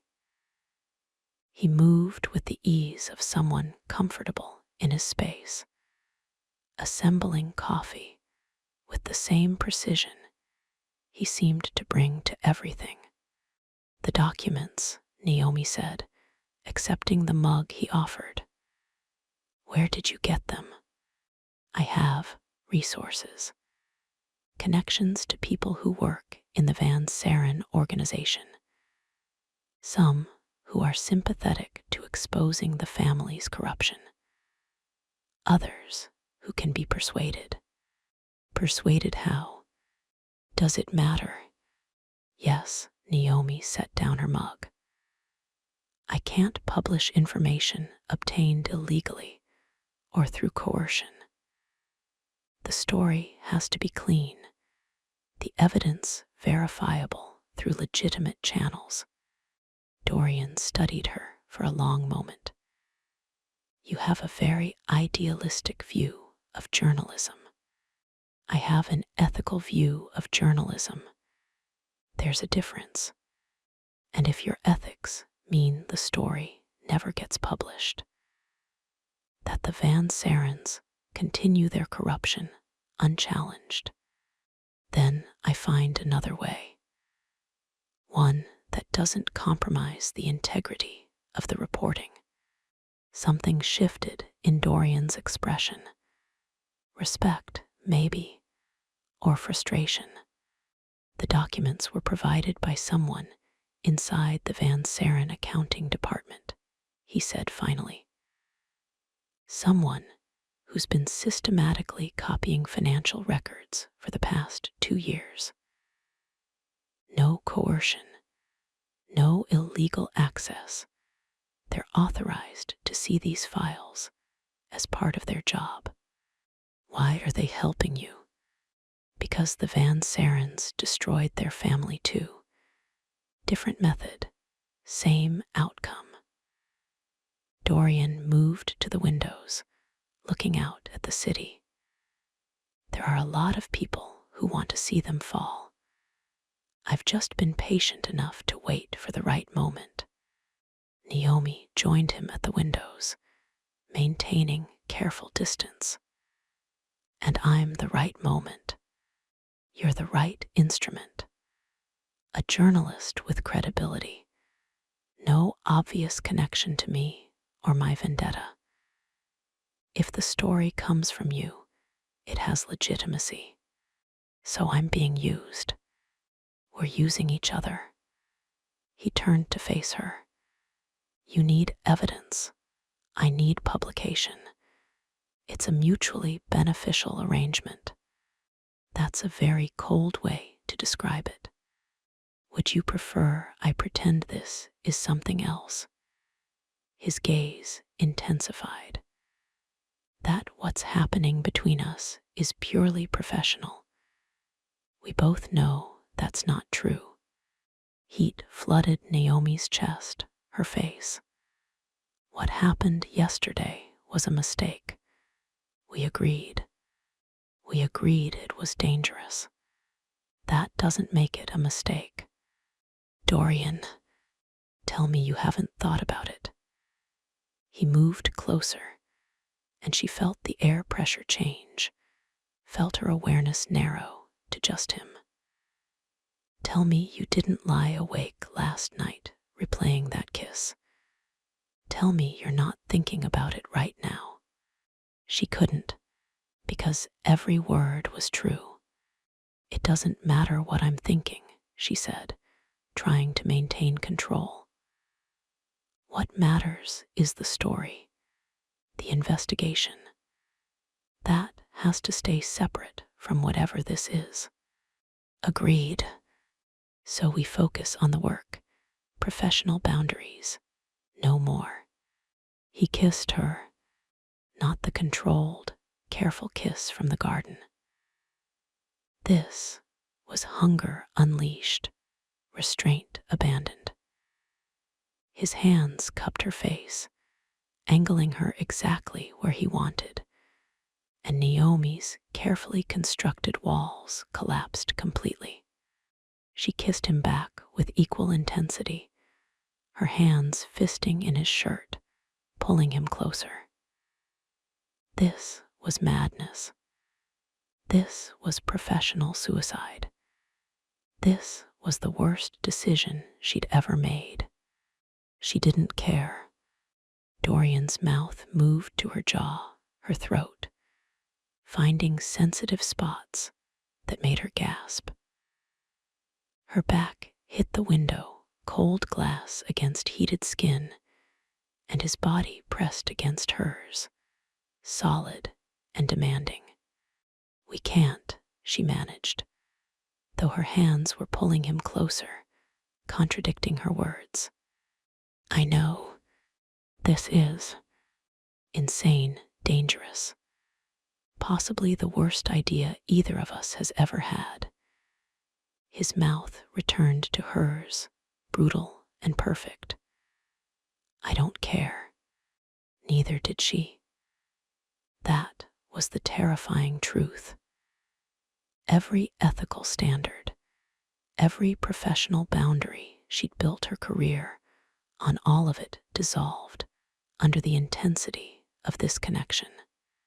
Dorian's hands slid under her shirt, finding bare skin, and Naomi's coherent thought process shut down completely. There was only sensation, his touch, his mouth, the solid warmth of his body against hers. The kiss deepened. Time became elastic. Naomi lost track of where she ended and he began. When they finally broke apart, both breathing hard, the city sprawled below them, indifferent to their collision. This is a problem, Naomi said, her voice shaky. Yes, we can't keep doing this. Probably not. I'm serious. So am I. Dorian's thumb traced her swollen lower lip. But I don't think either of us is capable of stopping. He was right. That was the horrifying truth. She'd crossed a line she couldn't uncross. and she wanted to keep going, wanted to see where this dangerous attraction led. Consequences be damned. Naomi forced herself to step away, to create physical distance that might restore some semblance of rational thought. The story, she said. We focus on the story. I verify the documents, establish independent sourcing, build a case that doesn't rely solely on your information. Agreed. And this, she gestured between them, doesn't happen again. Not until the investigation is complete. Not until the story is published. Dorian's expression was unreadable. That could take weeks, months. I know. You think we can maintain that kind of restraint. I think we have to try. Silence stretched between them, heavy with everything unspoken. All right, Dorian said finally. Professional distance until the story breaks. After that, we'll see. It was the best compromise she could offer. The most honest acknowledgement of the impossible situation they'd created. Naomi collected her bag, her composure, her determination to salvage some professionalism from this disaster. At the door, she paused. The source in the accounting department, she said. I need to talk to them. Verify the information, establish their credibility. I'll arrange it. And Dorian, she looked back at him, this man who'd become both ally and danger. Thank you for the evidence, for the risk you're taking. His smile was sharp, complicated. I'm not doing this for altruistic reasons, Naomi. Remember that. I know you want revenge. I want justice. There's a difference. She wasn't sure there was, but she nodded and left, walking to the elevator on legs that felt unsteady. The descent from the 57th floor felt like falling. Maybe it was. Part 5. Truth and CONSEQNCS. The following week established a new pattern. Naomi conducted her investigation with focused intensity, following leads from Dorian's documents, building independent verification of the corruption. She interviewed former employees of the Van Saren Group carefully, anonymously, through encrypted channels. She dug through public records, finding patterns that corroborated the bribery scheme. She established contact with Dorian's source in the accounting department, a nervous woman in her 50s who provided additional documentation with shaking hands and fear in her eyes. They destroy people, the woman said during their clandestine meeting in a parking garage 3 miles from Aurora Heights. Anyone who threatens them, anyone who knows too much. You're taking a huge risk with this story. I know, Naomi said, but it needs to be told. The woman studied her with something like pity. Just be careful. The Van Sarens have resources you can't imagine, and they don't forgive. The warning echoed in Naomi's mind as she continued her work. Meanwhile, she avoided Dorian. It was easier than she'd expected, in a building of 60 floors. She learned his patterns when he used the gym, when he left for his office downtown, when he returned. She timed her movements to minimize encounters. They communicated through encrypted messages, purely professional. He'd send her new leads. She'd update him on her progress. No personal content. No reference to what had happened in his apartment. It should have been a relief. Instead, the distance felt like physical pain. On Thursday evening, Victor Van Saren invited her to dinner. The invitation came through Elias, delivered with his characteristic, neutral professionalism. Mr. Van Saren would be honored if you join him at Celestial, 8 o'clock this evening. He's reserved the private dining room. Naomi's first instinct was to decline. But this was access, an opportunity to observe him directly, to potentially extract information. Please tell Mr. Van Saren I'd be delighted, she said. Elias' expression didn't change, but something flickered in his eyes. Warning, concern. She couldn't tell. Celestial occupied the 48th floor, a restaurant so exclusive it didn't have a public listing. Naomi dressed carefully, elegant, but not suggestive, professional, but not cold. Victor was waiting when she arrived, all charm and expensive taste. The private dining room offered panoramic views and absolute privacy. Naomi, he said, rising to greet her. You look stunning. Thank you for the invitation. I've been wanting to talk to you. Really talk, away from party crowds and building noise. He guided her to a seat with a hand at her back, the possessive gesture he seemed to favor. I think you're someone worth knowing. The meal was exquisite. Multiple courses, each perfectly prepared. Wine that probably cost more than her monthly rent. Victor was an engaging host, funny, intelligent, attentive. He was also extracting information. Naomi recognized the technique because she used it herself. Casual questions that seemed innocent, but were designed to reveal patterns, connections, vulnerabilities. So what brings you to Elysium? He asked over the third course. Most people in your field tend to cluster in New York or Los Angeles. I wanted a change, new opportunities. Any specific opportunities you're pursuing? A few projects, mostly confidential at this stage. Of course, his smile was understanding, but his eyes were calculating. I respect discretion. It's a rare quality these days.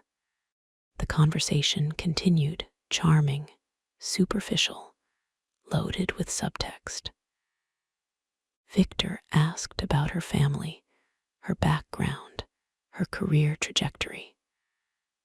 All perfectly polite inquiries that allowed him to build a profile, to assess whether she was a threat or an asset.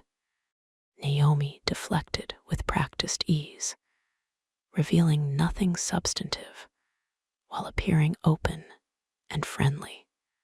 By dessert, she realized they were engaged in a delicate battle. He was trying to determine her value. She was trying to learn his weaknesses. I'd like to see you again, Victor said as the meal concluded. Perhaps not in an official capacity. Just two people enjoying each other's company. Danger signals flared. This was crossing into personal territory, into complications she couldn't afford. I'm flattered, Naomi said carefully. but I'm really focused on work right now, not in a place for anything romantic. Victor's smile didn't falter. I'm patient, and I generally get what I want eventually. The words were light, playful. The threat beneath them was unmistakable. I should get going, Naomi said, rising from the table. Thank you for a lovely evening. I'll walk you to the elevator. In the hallway outside Celestial, Victor moved closer than necessary. You're an intriguing woman, Naomi Keats, he said quietly. I can't quite figure you out yet, but I will. His hand touched her face, a gesture that would seem romantic to any observer, but felt invasive, controlling. Naomi stepped back gently. Good night, Victor. She walked to the elevator, feeling his eyes on her back. The elevator arrived. She stepped inside, relief flooding through her. The doors began to close. Then Dorian appeared, stepping into the elevator at the last second. The atmosphere changed instantly. Tension flooded the confined space.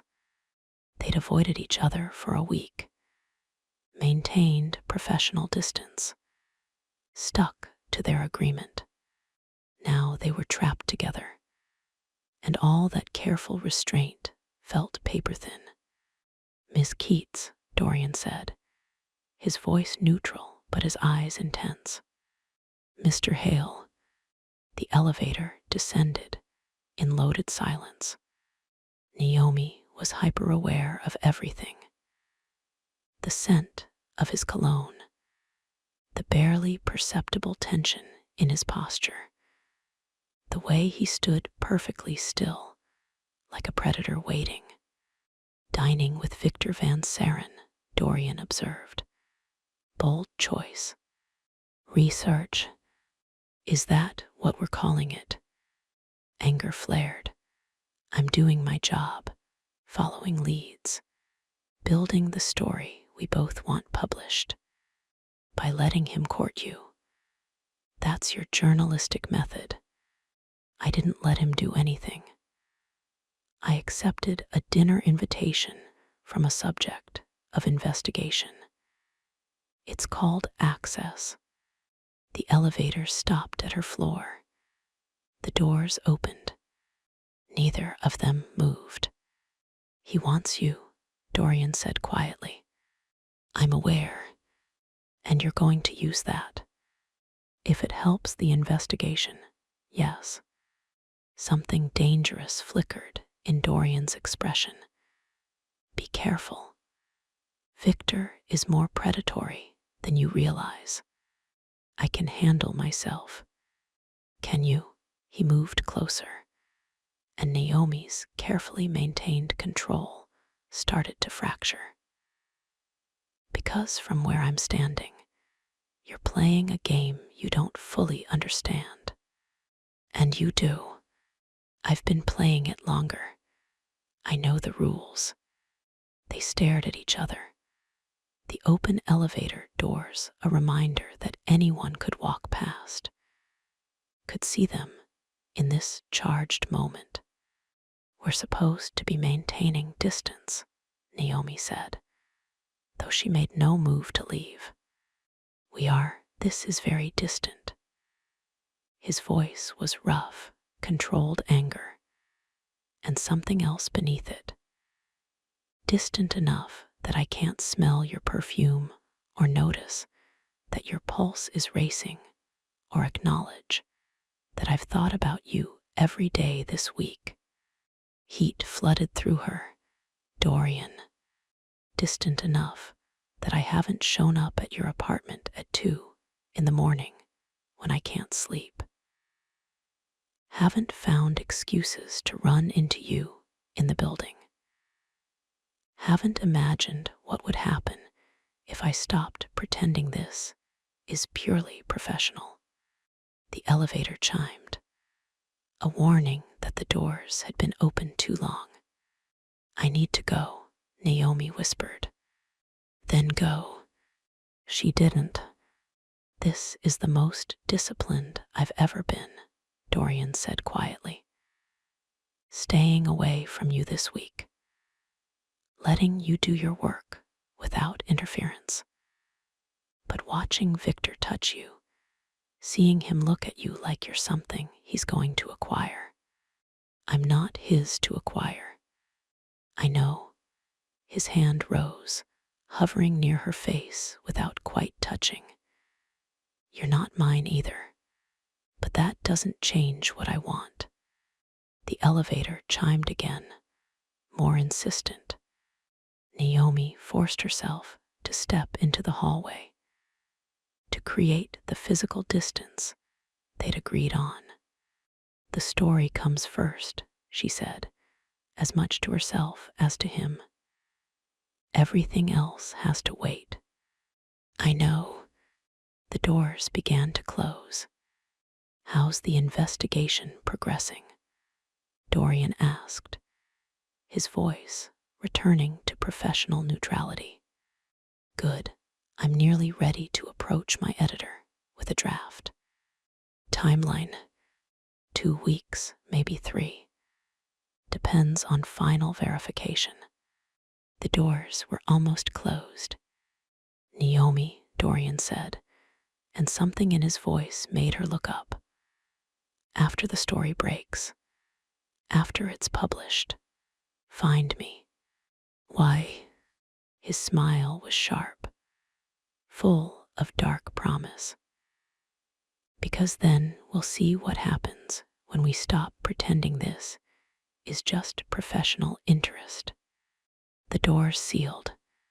Naomi stood alone in the hallway, heart hammering, body humming with frustrated desire. 2 weeks. She could maintain distance for 2 weeks. Could focus on the story, finish the investigation, publish the expose that would make her career.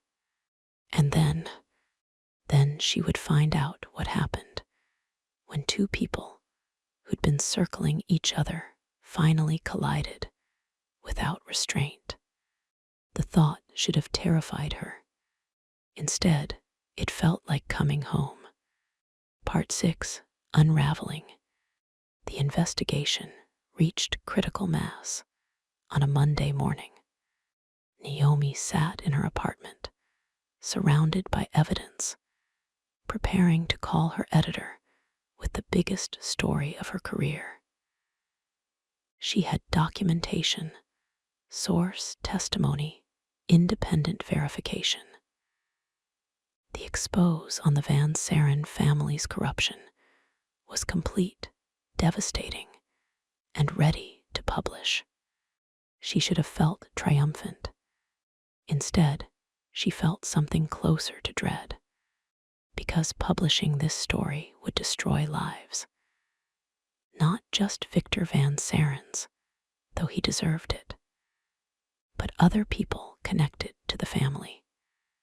Employees who'd lose jobs, investors who'd lose fortunes, residents of Aurora Heights who'd see their property values collapse when the building's reputation imploded.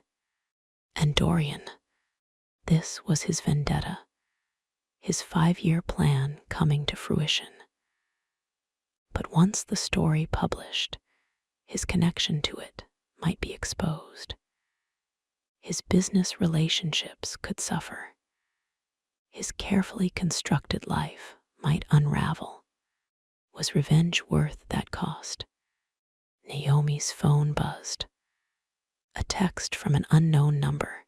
"We need to talk. Come to the basement garage.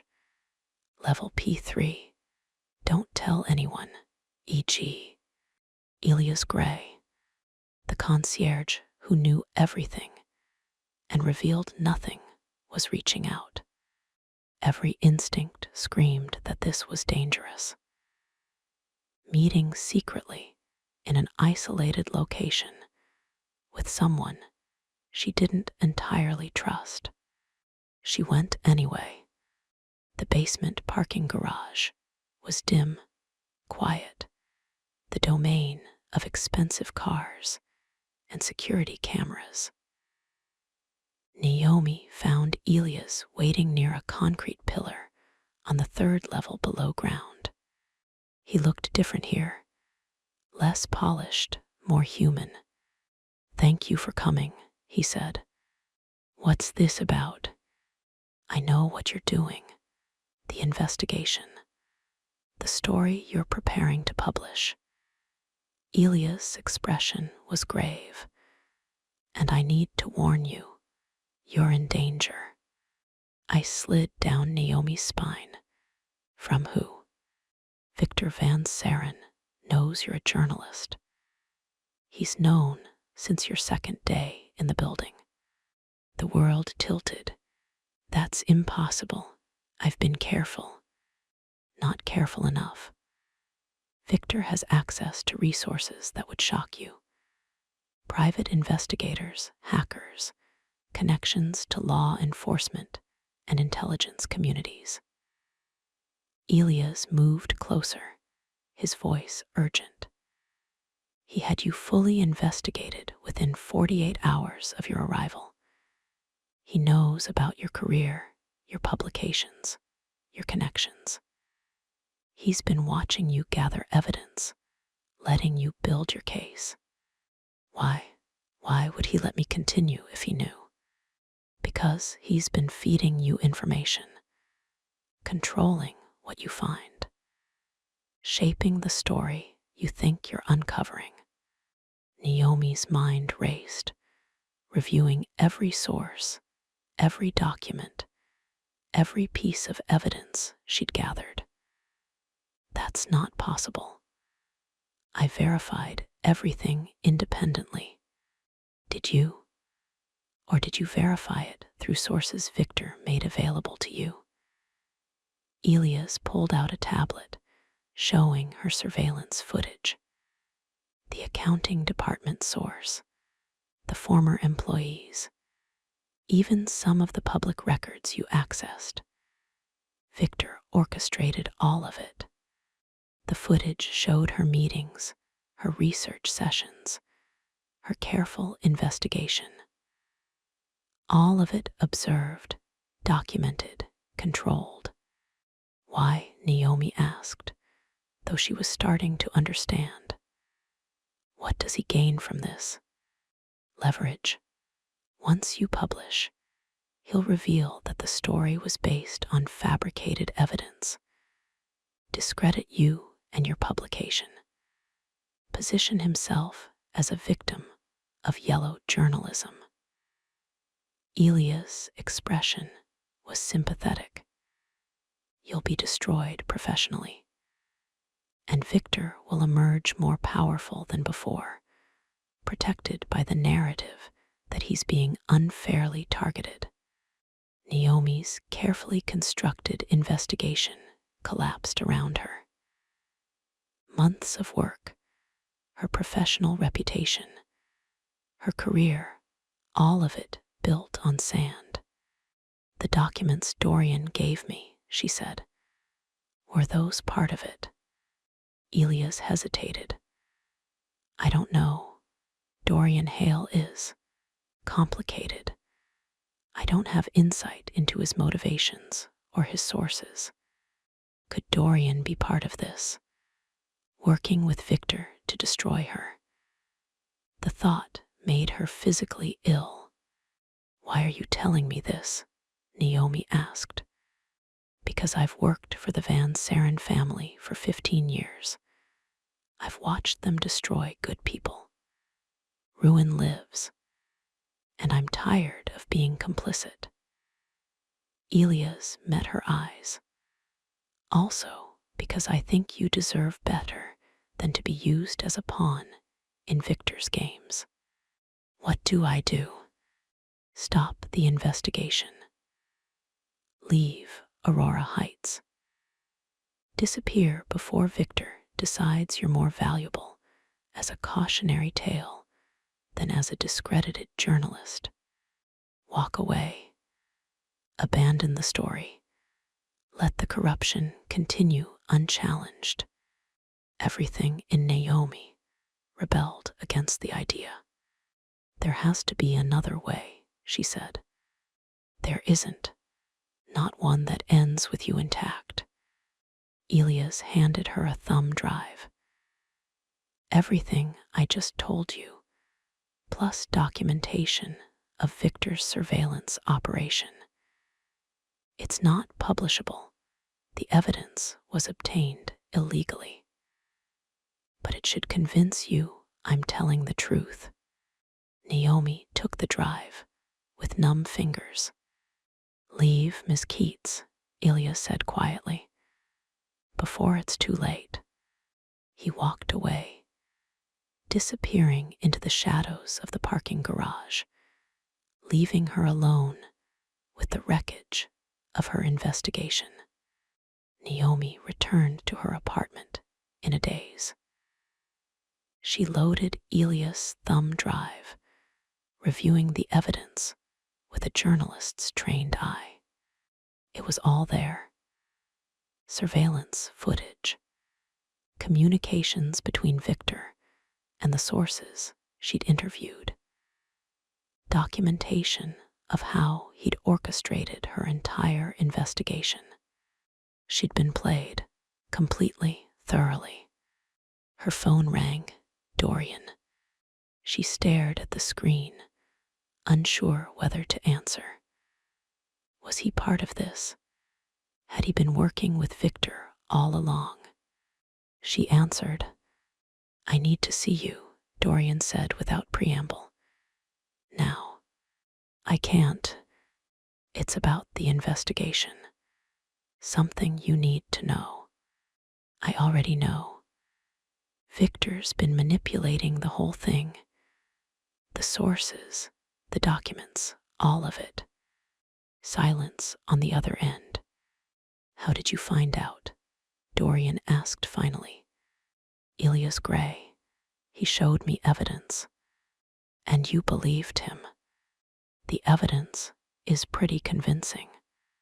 Naomi, listen to me very carefully. Elias works for the Van Sarens. Whatever he told you is part of their strategy. He gave me surveillance footage, which they wanted you to see. Think about it. Why would Elias betray the family he's worked for loyally for 15 years? Why now? Why you? Naomi's mind spun. Everything Dorian said made sense.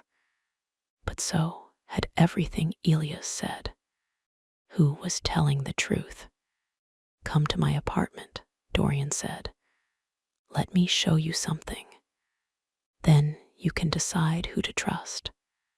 It could be a trap, could be another layer of manipulation. But Naomi was exhausted from second-guessing, from paranoia, from not knowing who or what to believe.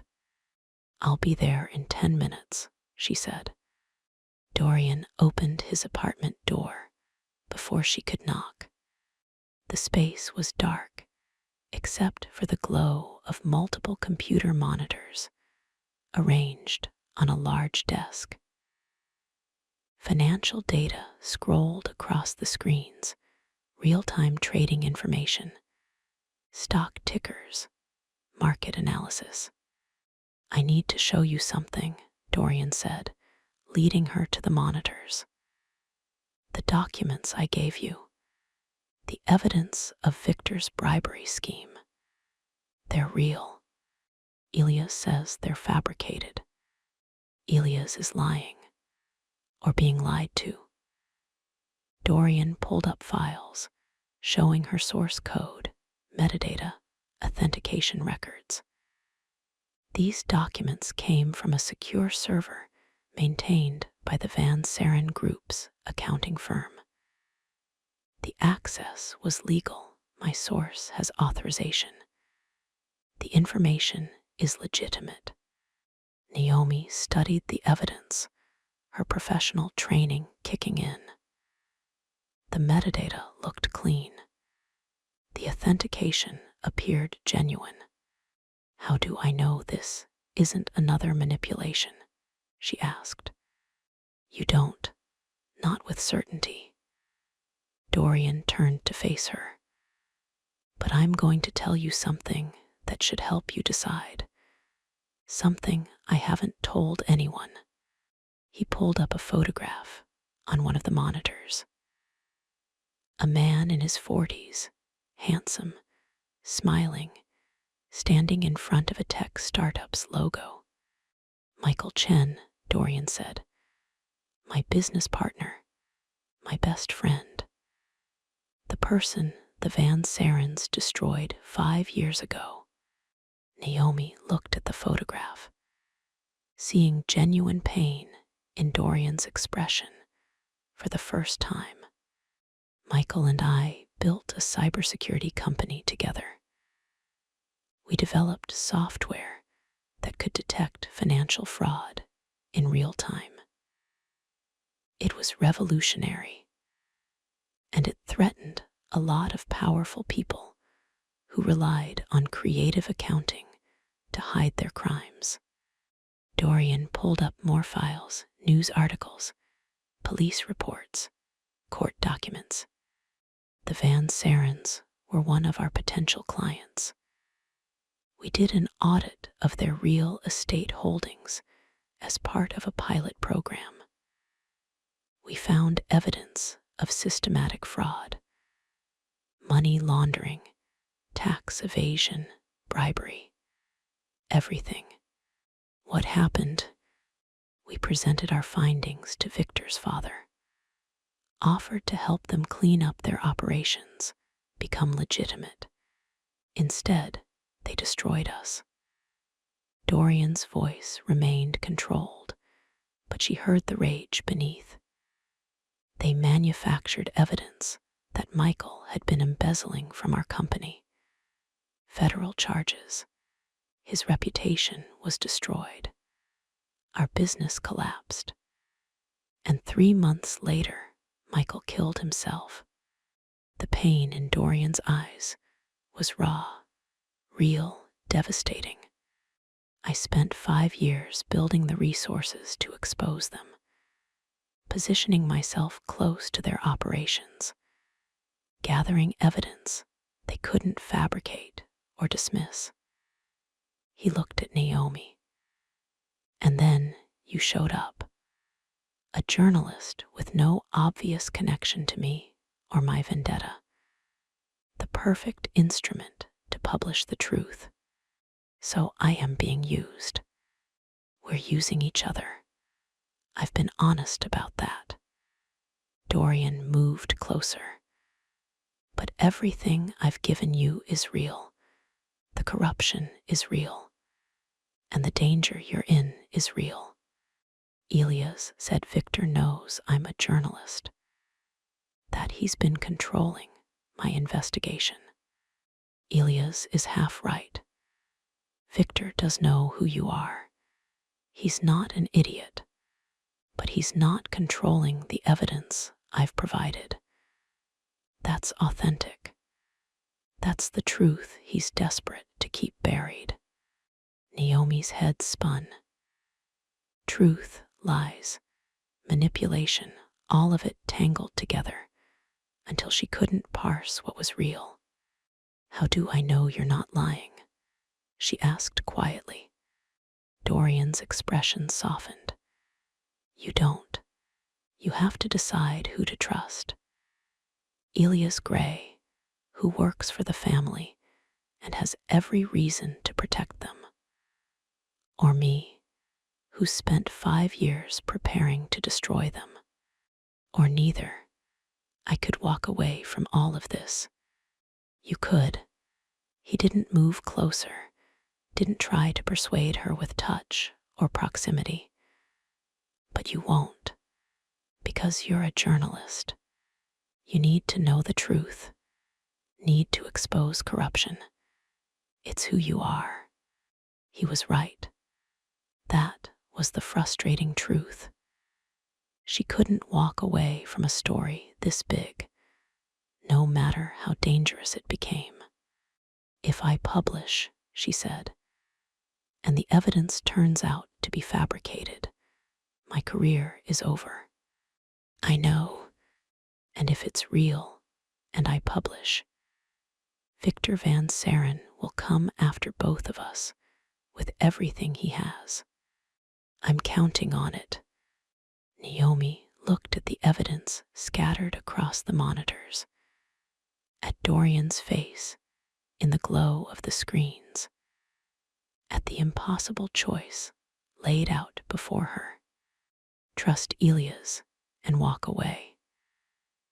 Protect herself at the cost of letting corruption continue, or trust Dorian and publish. Risk everything on the belief that the evidence was real and the story mattered more than her safety. I need time, she said, to think, to review everything again. How much time? 24 hours. Dorian nodded. Okay, 24 hours. Then you decide. Naomi walked to the door, her mind churning with competing narratives, impossible choices. Naomi, Dorian said, and she paused. Whatever you decide about the story, I need you to know something. What I feel for you, it's real. It's not strategy or manipulation or part of any plan. It's just real. The confession landed like a punch to her chest. She wanted to believe him, wanted to trust that at least one thing in this mess of lies and corruption was genuine. 24 hours, she repeated, and left before she could say something she'd regret. Part 7. The Point of No Return. Naomi spent the night reviewing evidence with obsessive focus. Every document Dorian had provided, every piece of information Elias had shown her. Cross-referencing, verifying, searching for the truth beneath layers of potential manipulation. By dawn, she'd reached a conclusion. The evidence was real. Dorian's documents were authentic. The Van Saren corruption was exactly as devastating as it appeared, which meant Elias had been lying or misinformed. Either way, his warning was designed to make her stop, to abandon the investigation. At 6 a.m., Naomi called her editor. I'm ready to publish, she said. I'm sending you the full story now. It's big, it's explosive, and we need to move fast before someone tries to stop us. Her editor, seasoned and skeptical, asked the right questions. Naomi answered each one with the confidence of someone who'd verified her facts exhaustively. This is career-making work, her editor said finally, and career-ending if it's wrong. It's not wrong. You're sure? Because once we publish, there's no taking it back. Naomi thought about Dorian's pain over his friend's death, about the families displaced by Van Saren corruption, about the public trust violated by officials who took bribes. I'm sure, she said, publish it. It'll go live at noon. Naomi hung up and immediately texted Dorian. It's done. Story publishes at noon. His response came within seconds. Good. Stay in your apartment until it's live. Don't answer your door for anyone. She wanted to ask why, what he expected to happen. But she knew. Victor Van Saren would respond, and his response would not be gentle. At 11:45 a.m., Naomi's apartment buzzer sounded. She ignored it, per Dorian's instructions. It sounded again, persistent. The intercom crackled. "Ms. Keats, it's Elias. Please, it's urgent." Every instinct said not to answer. But what if this was another warning? What if Elias had information she needed? She pressed the intercom button. "What is it?" "I can't discuss it over the intercom. Please, let me in." Naomi hesitated, finger hovering over the door release. "Miss Keats," Elias said, and something in his voice sounded genuinely desperate. "Victor knows the story is about to publish. He's already mobilizing his response. If you don't let me in, you won't hear what I have to say before it's too late." She buzzed him up. 30 seconds later, Elias stood in her doorway, looking more disheveled than she'd ever seen him. "You're making a terrible mistake," he said without preamble. "The story you're about to publish, it's going to destroy innocent people. The Van Sarens aren't innocent. Not the Van Sarens, the employees, the residents of this building, the pension funds invested in their properties." Elias moved into the apartment, agitated. Victor's response is already prepared. He'll file for bankruptcy protection, dissolve assets. The company will collapse, but he'll protect his personal wealth. Everyone else loses everything. Naomi's stomach clenched. She'd considered the collateral damage, but not to this extent. "That's not my responsibility," she said, though her voice wavered. "I'm reporting the truth. What Victor does with that is on him."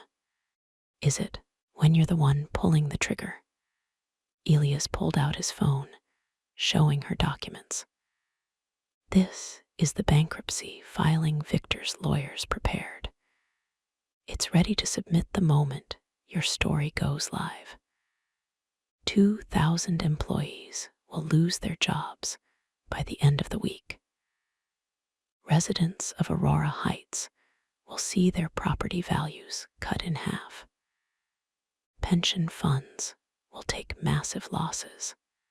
The human cost of her story, laid out in legal documents and financial projections. "I can't control what Victor does," Naomi said, "but you can control whether you publish.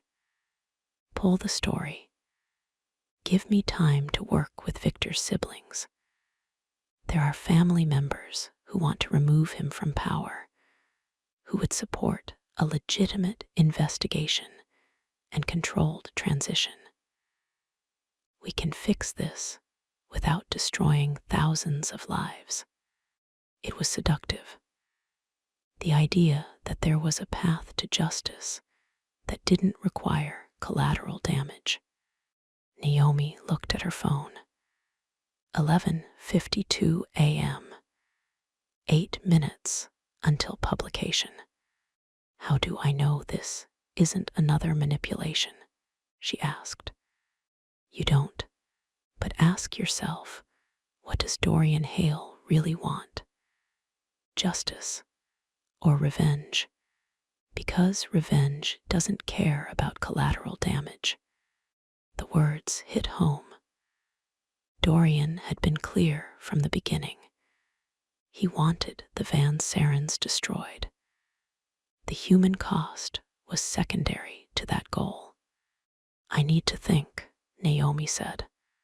"You have 7 minutes." She walked to the window, looking out at Elysium City. Somewhere down there, thousands of people were living their lives, unaware their financial security was about to be obliterated. Because of her story, her phone buzzed. A text from Dorian. Don't believe whatever Elias is telling you. It's a last-ditch attempt to stop publication. Another buzz. Her editor. Story is queued. Goes live in 5 minutes unless you tell me to stop it. 5 minutes. Naomi's hands shook. She thought about journalism ethics, about the responsibility to report truth regardless of consequences, about the greater good versus individual harm. She thought about Dorian's pain, about Michael Chen's suicide, about 5 years of patient planning. She thought about the families who would be displaced, the employees who would lose jobs, the innocent people who would pay for Victor Van Saren's crimes. Her phone showed 11:56 a.m. 4 minutes. What do you need me to do? She asked Elias. Relief flooded his expression. Call your editor. Stop the publication. Give me 72 hours to organize the family intervention. 3 minutes. Naomi picked up her phone. Her apartment door burst open. Dorian stood there, breathing hard, eyes wild. Don't, he said. Whatever he's telling you, don't believe it. Dorian, he's lying. There is no family intervention. There's just Victor protecting himself. Dorian moved into the apartment, and Elias stepped between him and Naomi. You need to leave, Elias said. I'm not letting you manipulate her into abandoning the story. I'm trying to prevent a disaster. You're trying to protect your employer. 2 minutes. Naomi stood between them, phone in hand, the decision crystallizing. She thought about every investigative journalist who'd faced this choice. Publish and damn the consequences, or pull back and let corruption continue. She thought about her career, her principles, her responsibility. She thought about Dorian, watching her with desperate intensity. 1 minute. I'm sorry, she said. She pressed call on her editor's number. Stop the publication, she said. Dorian's expression shattered. Naomi, no. Give me 72 hours, she told her editor.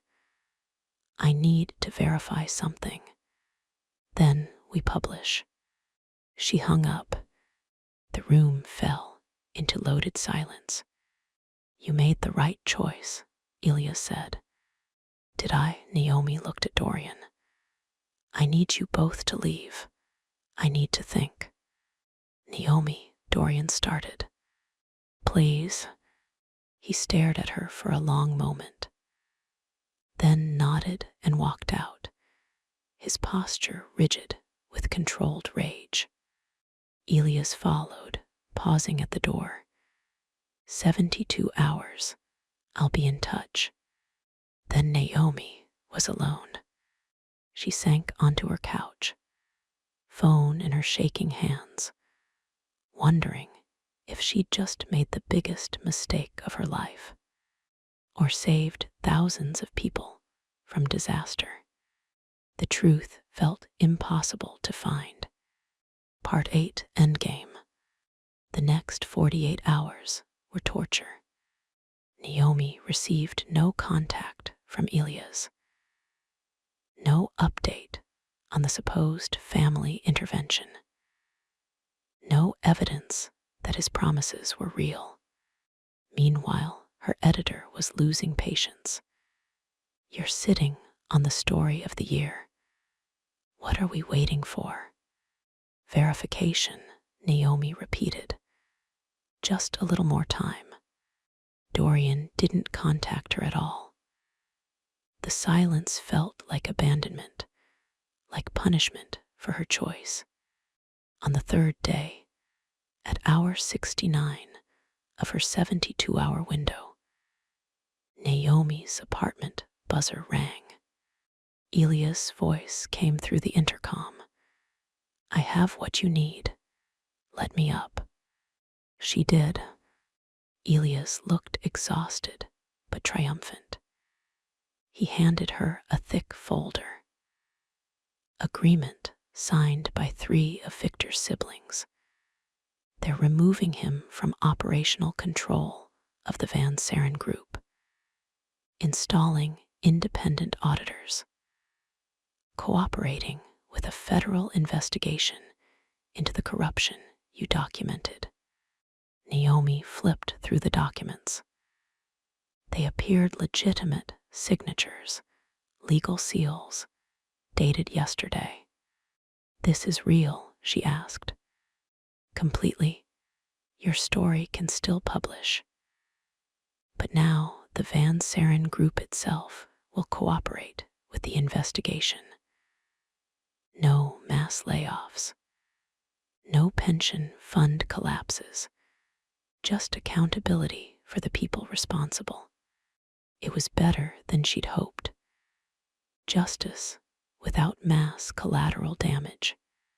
"What about Victor?" she asked. "He's being removed from the board today. Criminal charges will likely follow once the federal investigation concludes." Naomi felt something loosen in her chest. Relief, maybe. Or vindication that pulling the story had been the right choice. "Thank you," she said to Elias. His smile was gentle. "Thank you for being willing to put people before the story." After Elias left, Naomi immediately called her editor. "We can publish now," she said. "But I have an update to add. The Van Saren family is cooperating with federal investigators. It's an even bigger story." "That's fantastic. Send me the revised version. We'll go live in 2 hours." Naomi spent those 2 hours updating her story, incorporating the new developments, crafting what would be the most important piece of journalism she'd ever published. At 3 p.m., the story went live. Within an hour, it was trending nationally. News outlets picked it up. Social media exploded. The Van Saren Group's stock price plummeted. Naomi's phone rang constantly. Other journalists, her professional contacts, people congratulating her. But the one call she wanted didn't come. Dorian remained silent. At 8 p.m., unable to stand the silence any longer, Naomi went to his apartment. She knocked on the door of 5701, heart hammering. No answer. She knocked again. The door opened. Dorian stood there, and the pain in his expression nearly broke her. "You stopped the story," he said quietly. "I delayed it.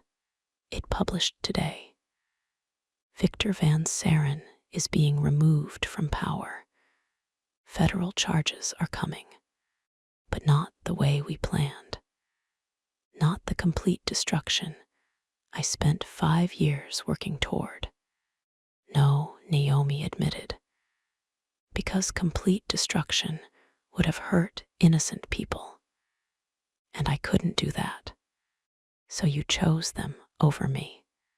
The words hit like a physical blow. "I chose the right thing," Naomi said. "The thing that would bring justice without unnecessary collateral damage. And you believed Elias, despite everything I told you. His evidence was credible. The family intervention was real. Dorian laughed bitterly. Was it? Or did Victor orchestrate that too? A way to maintain some control, protect some assets, while appearing to cooperate. The thought chilled her. Could it be possible? Had she been manipulated again? I verified the documents, she said, though doubt crept in. You verified what they wanted you to verify. Dorian moved away from the door, back into his apartment. Naomi followed, closing the door behind her. The story published, she said. Victor is being held accountable. Isn't that what matters? What matters is that you didn't trust me. When it came down to it, you chose to believe someone else. Because what you wanted would have destroyed thousands of lives. You wanted revenge, not justice. And you can't understand why I'd want revenge. Dorian's control finally cracked. Why I'd want the people who drove my best friend to suicide to lose everything, the way Michael did. I understand it, but I couldn't be part of it. Not when there was another way. They stood in his apartment, the city glowing below them, the chasm between them feeling insurmountable. So what now? Dorian asked quietly. I don't know. The story is published. Your investigation is complete. You got what you wanted. Did I? Naomi moved closer. Because I thought I wanted the story. The big expose. The career-making journalism. But somewhere along the way, I started wanting something else. What? This, you. She closed the distance between them. I know you're angry. I know you think I betrayed you. But I made the choice I had to make. The one I can live with. Dorian's jaw tightened. And now you expect me to just accept that. To forgive you for destroying 5 years of planning. No, I expect you to understand why I did it. And to decide if what's between us matters more than revenge. Silence stretched between them. Then Dorian's hand cupped her face, rough and desperate. I'm so angry at you, he said. I know. You ruined everything. I know. And I can't stop thinking about you. Can't stop wanting you. Even though you destroyed my endgame. His mouth found hers, brutal and perfect. Naomi kissed him back with equal intensity. Months of restraint and denial finally breaking. This wasn't the careful control of their earlier encounters. This was raw need, anger and desire tangled together. Dorian's hands were everywhere, her hair, her face, pulling her closer. Naomi matched his intensity, her fingers digging into his shoulders, holding on as if he might disappear. They broke apart, both breathing hard. This doesn't fix anything, Dorian said. I know. I'm still angry. I know. But I can't let you go. His confession matched her own truth. Whatever they'd started in that first elevator encounter had grown into something neither could control or abandon. So what do we do? Naomi asked. Figure it out together. Dorian's thumb traced her swollen lips. You infuriate me. You challenge me. You made choices I didn't agree with. And somehow that makes me want you more. I'm not going to apologize for my choices. I don't want you to. His smile was complicated. I want you to keep being exactly who you are, even when it destroys my carefully laid plans. They stood together in the gathering darkness, the city spreading below them, the future uncertain. The story is just the beginning, Naomi said. Federal investigators will want interviews. Victor will fight back. This is going to get messy. Good, Dorian said. I've never liked things simple. His mouth found hers again, and Naomi surrendered to the connection. She'd been fighting since that first elevator encounter. This was dangerous, complicated, potentially disastrous for both their careers and reputations. She didn't care. Sometimes the most important story wasn't the one you published. Sometimes it was the one you lived. Epilogue, New Eliviationes. 3 months later, Aurora Heights looked the same from the outside. Glass and steel rising above Elysium City, glittering with wealth and secrets. But inside, everything had changed. Victor Van Saren was under federal indictment. The Van Saren Group had been restructured under new leadership. Residents had weathered the scandal, and property values, after an initial dip, had begun to recover. Naomi's story had won journalism awards. Her career was thriving. She'd received offers from major publications, opportunities that would have seemed impossible a year ago. She'd turned them all down because somehow Aurora Heights had become home. She stood in Dorian's apartment, coffee in hand, watching the sunrise over the harbor, his arms wrapped around her from behind, pulling her against his chest. "What are you thinking about?" he asked. "The elevator," she said. "The first time it malfunctioned, when everything started. Regrets? None, you. Only that I didn't kiss you right then. Would have saved us a lot of time." Naomi laughed, turning in his arms. "Pretty sure we needed the time to figure out if this was real. And is it?" She looked at him, this complicated, brilliant, damaged man who'd wanted revenge and found something else instead. "Yeah," she said, "it's real."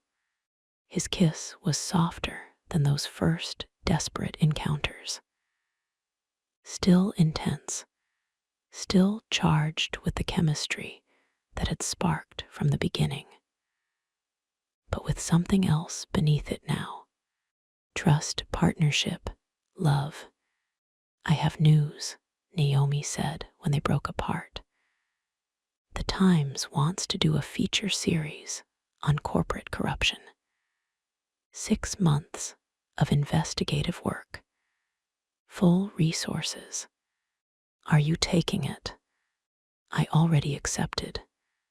Dorian's smile was complicated. "My girlfriend, the crusading journalist. I'll never have any secrets." "You never did."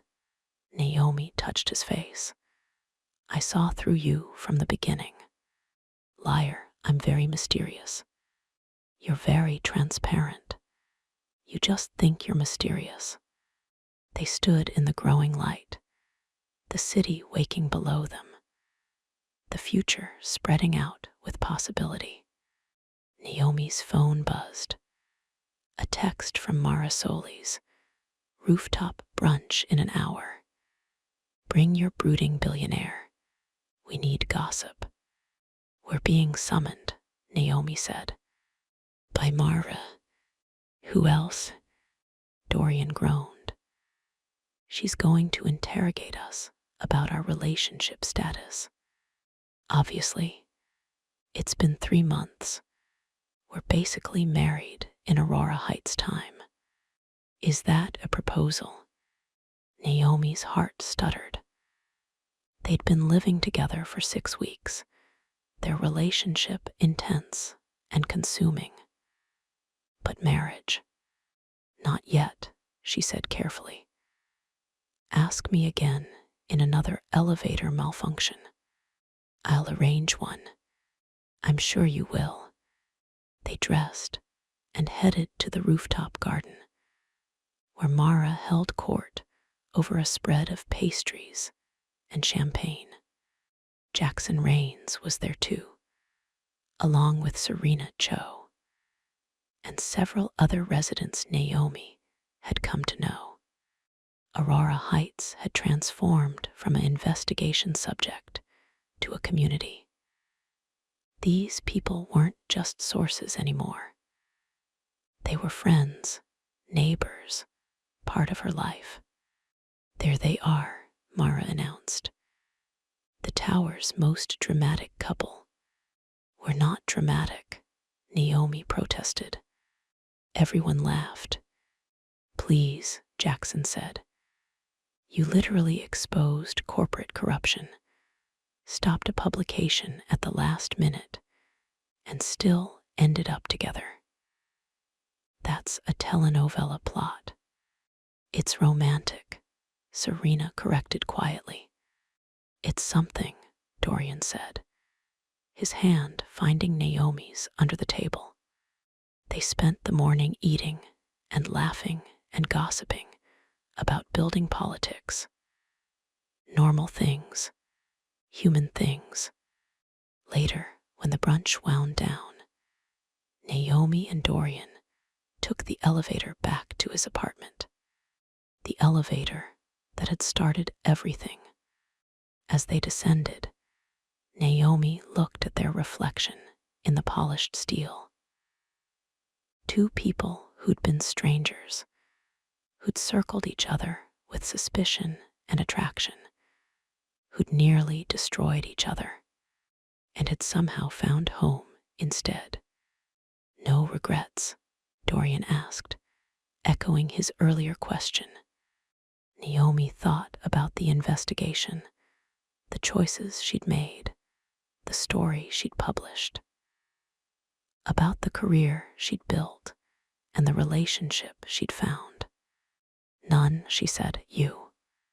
Only that I wasted 5 years on revenge when I could have been looking for this instead. You weren't ready for this 5 years ago. Neither were you. True, they'd both needed to become who they were: damaged, complicated, morally ambiguous, before they could recognize each other.